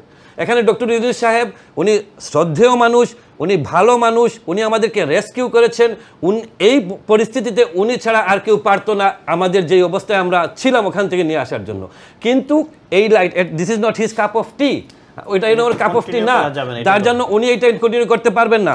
যত দ্রুত সম্ভব একটি পলিটিক্যাল গভর্নমেন্ট আসুক বাংলাদেশের ম্যান্ডেট নিয়ে, এসে ওরা প্রত্যেকটা রিফর্ম থেকে শুরু করে প্রত্যেকটা জিনিস আপনার করবে পলিটিক্যাল গভর্নমেন্ট। এবং এটাই আলতাফ আলী পার্কে আমরা বিএনপি কেন যাচ্ছি না জানেন? এগেইন আমরা ডক্টর ইউনূসকে বিতর্কিত করতে চাচ্ছি না। হি ইজ, আমি বলি আপনাকে, উনি ইন্টারিম গভর্নমেন্টের প্রধান। এখন আপনি যদি মনে করেন একজন ইন্টারিম গভর্নমেন্টের প্রধান এসেছেন, উনি হচ্ছেন একজন নিরপেক্ষ ব্যক্তি, উনাকে স্বাগত জানাবে সাধারণ জনগণ। বিএনপি বলেন, জামাত বলেন, এনসিপি বলেন, না হ্যাঁ বিএনপির লোককে আমাদেরকে গায়ে লেখা আছে আমরা বিএনপি, আমাদের আলতাফ পার্কে যায় নাই। কেউ যেতে পারে, যার ইচ্ছা সে যেতে পারে। উনি যে বলছেন কেউ যায় নাই, যার ইচ্ছা সে যেতে পারে, যার ইচ্ছা সে যেতে পারে না। কিন্তু আপনি যদি এখন মনে করেন ব্যানার নিয়ে, ফেস্টুন নিয়ে, বিএনপি নিয়ে আমরা যদি গিয়ে আলতাফ আলী পার্কে দাঁড়াই, তাইলে ফরেন ওয়ার্ল্ডে ডক্টর ইউনূস সাহেবের মানে সম্পর্ক দেখবে, এটাই তো বোঝাচ্ছেন।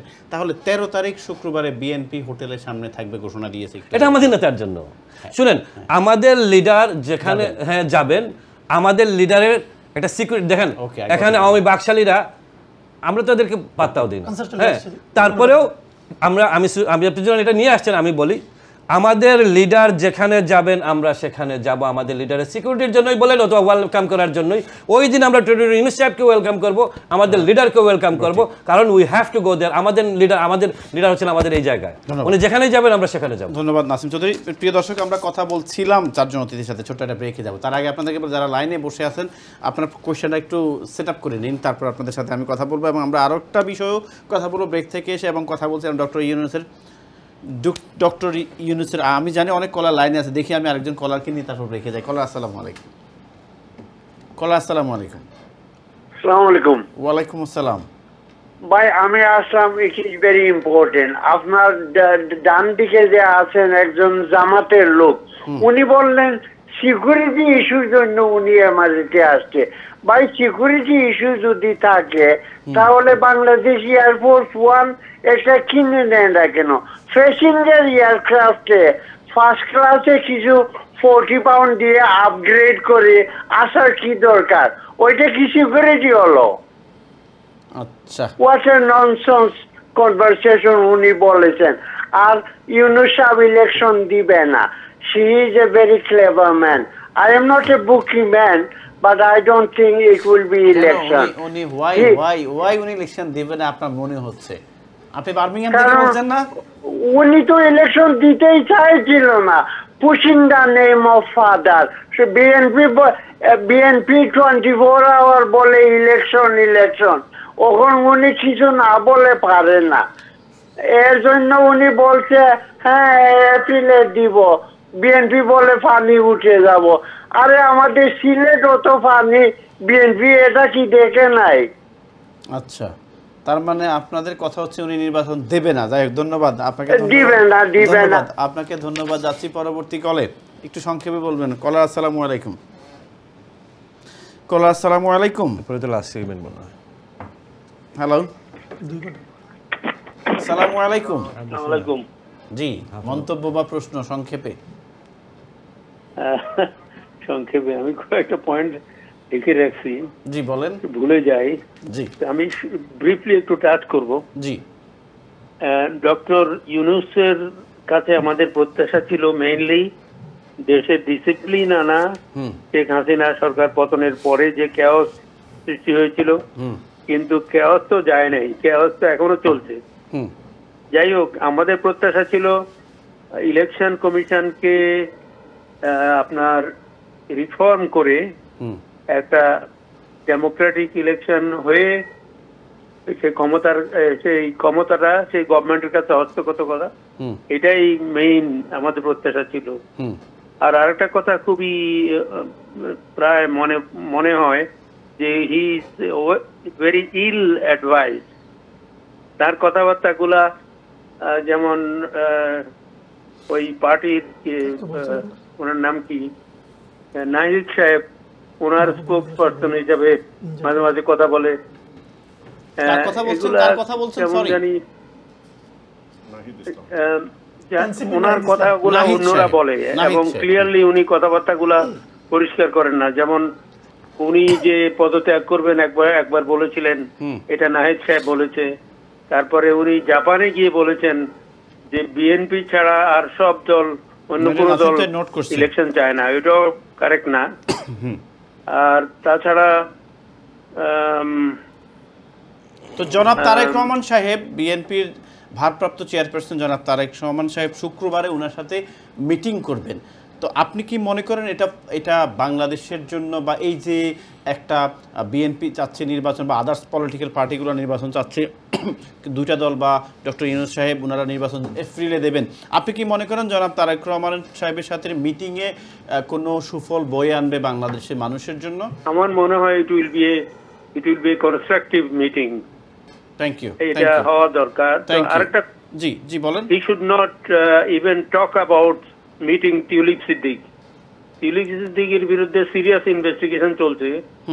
হি should not be looked at all by the chief adviser. Thank you, আপনাকে ধন্যবাদ। আমি আপনাদের কাছে আবার আসবো, তার আগে আমি যাচ্ছিলাম হক এনামুল হামিদ সাহেব, এই যে টিউলিপ সিদ্দিকির কথা যে একজন কলার বললেন, ওনার সাথে বসার জন্য সে বলছে, ডু ইউ থিঙ্ক ডক্টর ইউনূসের মানে মানে মানে এটাকে কেয়ার করা উচিত, ফরগেট বসাটা? অফকোর্স কেয়ার করা উচিত। সে একটা ব্রিটিশ এমপি, তার বিরুদ্ধে বাংলাদেশে অনেকগুলো অভিযোগ উঠছে এবং এই সরকারের আমলেই উঠছে। সে তো বাংলাদেশে যায় না, বাংলাদেশের দুর্নীতি দমন কমিশন আছে, ওই দুর্নীতি দমন কমিশন তো এখানে আসবে না। এখন ওই দুর্নীতি দমন কমিশন কোন একজন অফিসার মনে হয় সাথে আসছেন না, কেউ তাহলে আসে নাই, আমি জানি। হ্যাঁ, আচ্ছা। এখন যেহেতু এটা ডক্টর ইউনূস সরকারের, এখন তার তো কিছু, তার বিরুদ্ধে অনেক অভিযোগ করা হয়েছে এই সরকারের আমলে, সে কিছু কোয়েশ্চেন করতে চায়। এটা ডক্টর ইউনূসের এটা ব্রেভলি ফেস করা উচিত। কেন যাবে?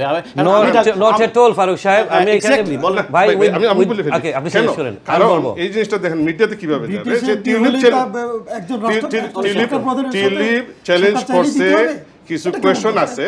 অফকোর্স এটা আমি জানি, টিউলিপের সাথে ডক্টর ইউনূস কথা বলতে বসলে কি পরিস্থিতি হবে এটা আমার জানা। বসবে কেন? হোয়াই? মনে করেন বসলো, বসলে রেজাল্টটা কি হবে? আচ্ছা, এখন যদি না বসে তাহলে আওয়ামী লীগের ভাষণ মানুষের কাছে বেশি গ্রহণযোগ্যতা পাবে। তা কেন?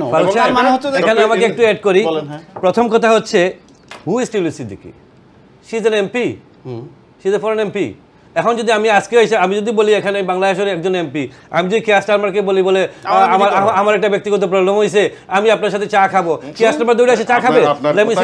ভাই আপনার কাছে টুলিপ ইজ নট সাধারণ। শুনেন একটা জিনিস বলি, এটা আমি বলি রেইজ করছে কোশ্চেন।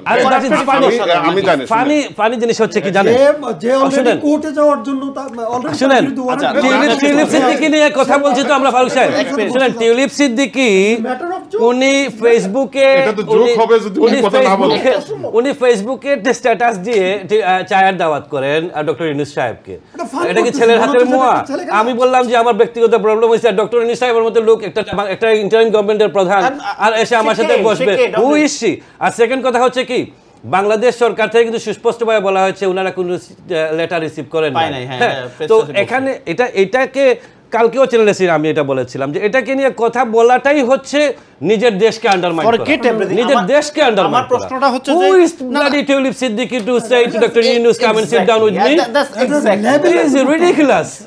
এখানে ওই টিউলিপ সিদ্দিকের সাথে আরো তিনজন আজকে মিটিং করছে ওনার সাথে। ওরা তো দেখা করুক, মন্ত্রী করুক, মিনিস্টাররা করুক, এটা কোনো ব্যাপার না।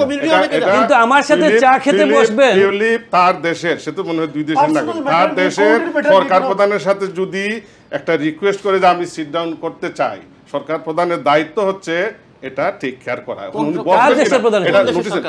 তাইলে আপনি কালকে বলেন ডক্টর ইউনূস সাহেবকে, আপনি বলেন যে আপনার সাথে চা খাওয়ার জন্য, আপনারা বলতেছেন সে বাংলাদেশের না, আবার তার বিরুদ্ধে বাংলাদেশে মামলা করতেছেন। শুনেন, বাংলাদেশের আপনি বলেন ডক্টর ইউনূস সাহেবকে বলে আমার সাথে এক কাপ চা খান, আমিও জাতীয়বাদী, আমার এত বড় লোকের সাথে দরকার নাই। তাইলে আমার দরকার হবে, জীবনের দরকার হবে। She is as normal as us. Tulip যদি এই চ্যালেঞ্জটা ছুড়ে দিছে, হ্যাঁ, কিসের চ্যালেঞ্জ? কারণ উনি যদি কথা বলতে ভয় পান, ভাই আমি এটা বলবো, উনি এই জিনিসটা আমি একটা কথা বলবো, ধরেন আমি হ্যাঁ। বলে দিই। এখন আমার প্রশ্নটা হচ্ছে যে টিউলিপ সিদ্দিকী করাপ্টেড হিসেবে ওনার বিরুদ্ধে গভর্নমেন্ট এটাকে এলিগেশন নিয়ে আসছে, আনছে না? আচ্ছা, কখনো কি শুনেছেন ফারুক সাহেব আমার উপরে মামলা হয়েছে, আমি যাব আদালতে, আমি যাব আপনার ব্যারিস্টার ধরবো, ধরে বলবো এটা আমি প্রাইম মিনিস্টার কাছে গিয়ে বলবো, এদেশে যদি আপনি প্রাইম মিনিস্টার কাছে যান, প্রাইম মিনিস্টার কি করবে জানেন? He is a barrister by doesn't know that. Prime minister কি বলবে জানেন? যে তুমি সলিসিটার ধরো, অথবা তোমার লোকাল এমপির কাছে যাও, হ্যাঁ, অথবা তোমার কাউন্সিলরের কাছে যাও, মেয়রের কাছে যাও, উত্তরটা দিবে যে this is the right procedure. হ্যাঁ, তুমি এখন যাই হোক, দিস ইজ রিডিকুলাস, এটা রিডিকুলাস যে টিউলিপ সিদ্দিকী নিয়ে আমরা কথা বলছি, এটাই জন্য আমার জন্য লজ্জাকর। আমি এটা কথা বলতেই চাই না। আমি সারপ্রাইজ হচ্ছি ব্যারিস্টার সাহেব, আমি অবাক হচ্ছি এজন্য কি জানেন, আমি ফেসবুকে একটা স্ট্যাটাস দিলাম এখন, আর এই স্ট্যাটাস দেন সে চিঠি দিছে। আরে চিঠি দেখবে ভাই, আচ্ছা পায় নাই, কিন্তু একবার বলছে পাইছে, একবার বলছে পায় নাই। আচ্ছা ভাই, উনি তো ফেসবুকের আদালতে দিছে, ফেসবুক দেখা যাবে। আচ্ছা ধন্যবাদ। আমি ছোট্ট একটা ব্রেকে যাব, তারপরে এসে আপনাদের সাথে কথা বলবো। প্রিয় দর্শক, কথা বলছিলাম আমরা ডক্টর ইউনূস বিলেতে আসছেন, প্লাস মানুষের ফালস কি বলছে, মানুষের মানে মানুষ কি চাচ্ছে, মানে বাংলাদেশি প্রবাসীরা, বাংলাদেশের মানুষ কি চাচ্ছে, নির্বাচন কি ডিসেম্বরে হোক না এপ্রিলে হোক, কারণ নির্বাচন হলেই বাংলাদেশ আবার গণতন্ত্রের মুখ দেখবে, এবং এটার জন্যই কিন্তু 5ই আগস্ট, ইলেকশন না, গণতন্ত্রের জন্য। আর গণতন্ত্রের মেইন ধারক বাহক হচ্ছে নির্বাচন।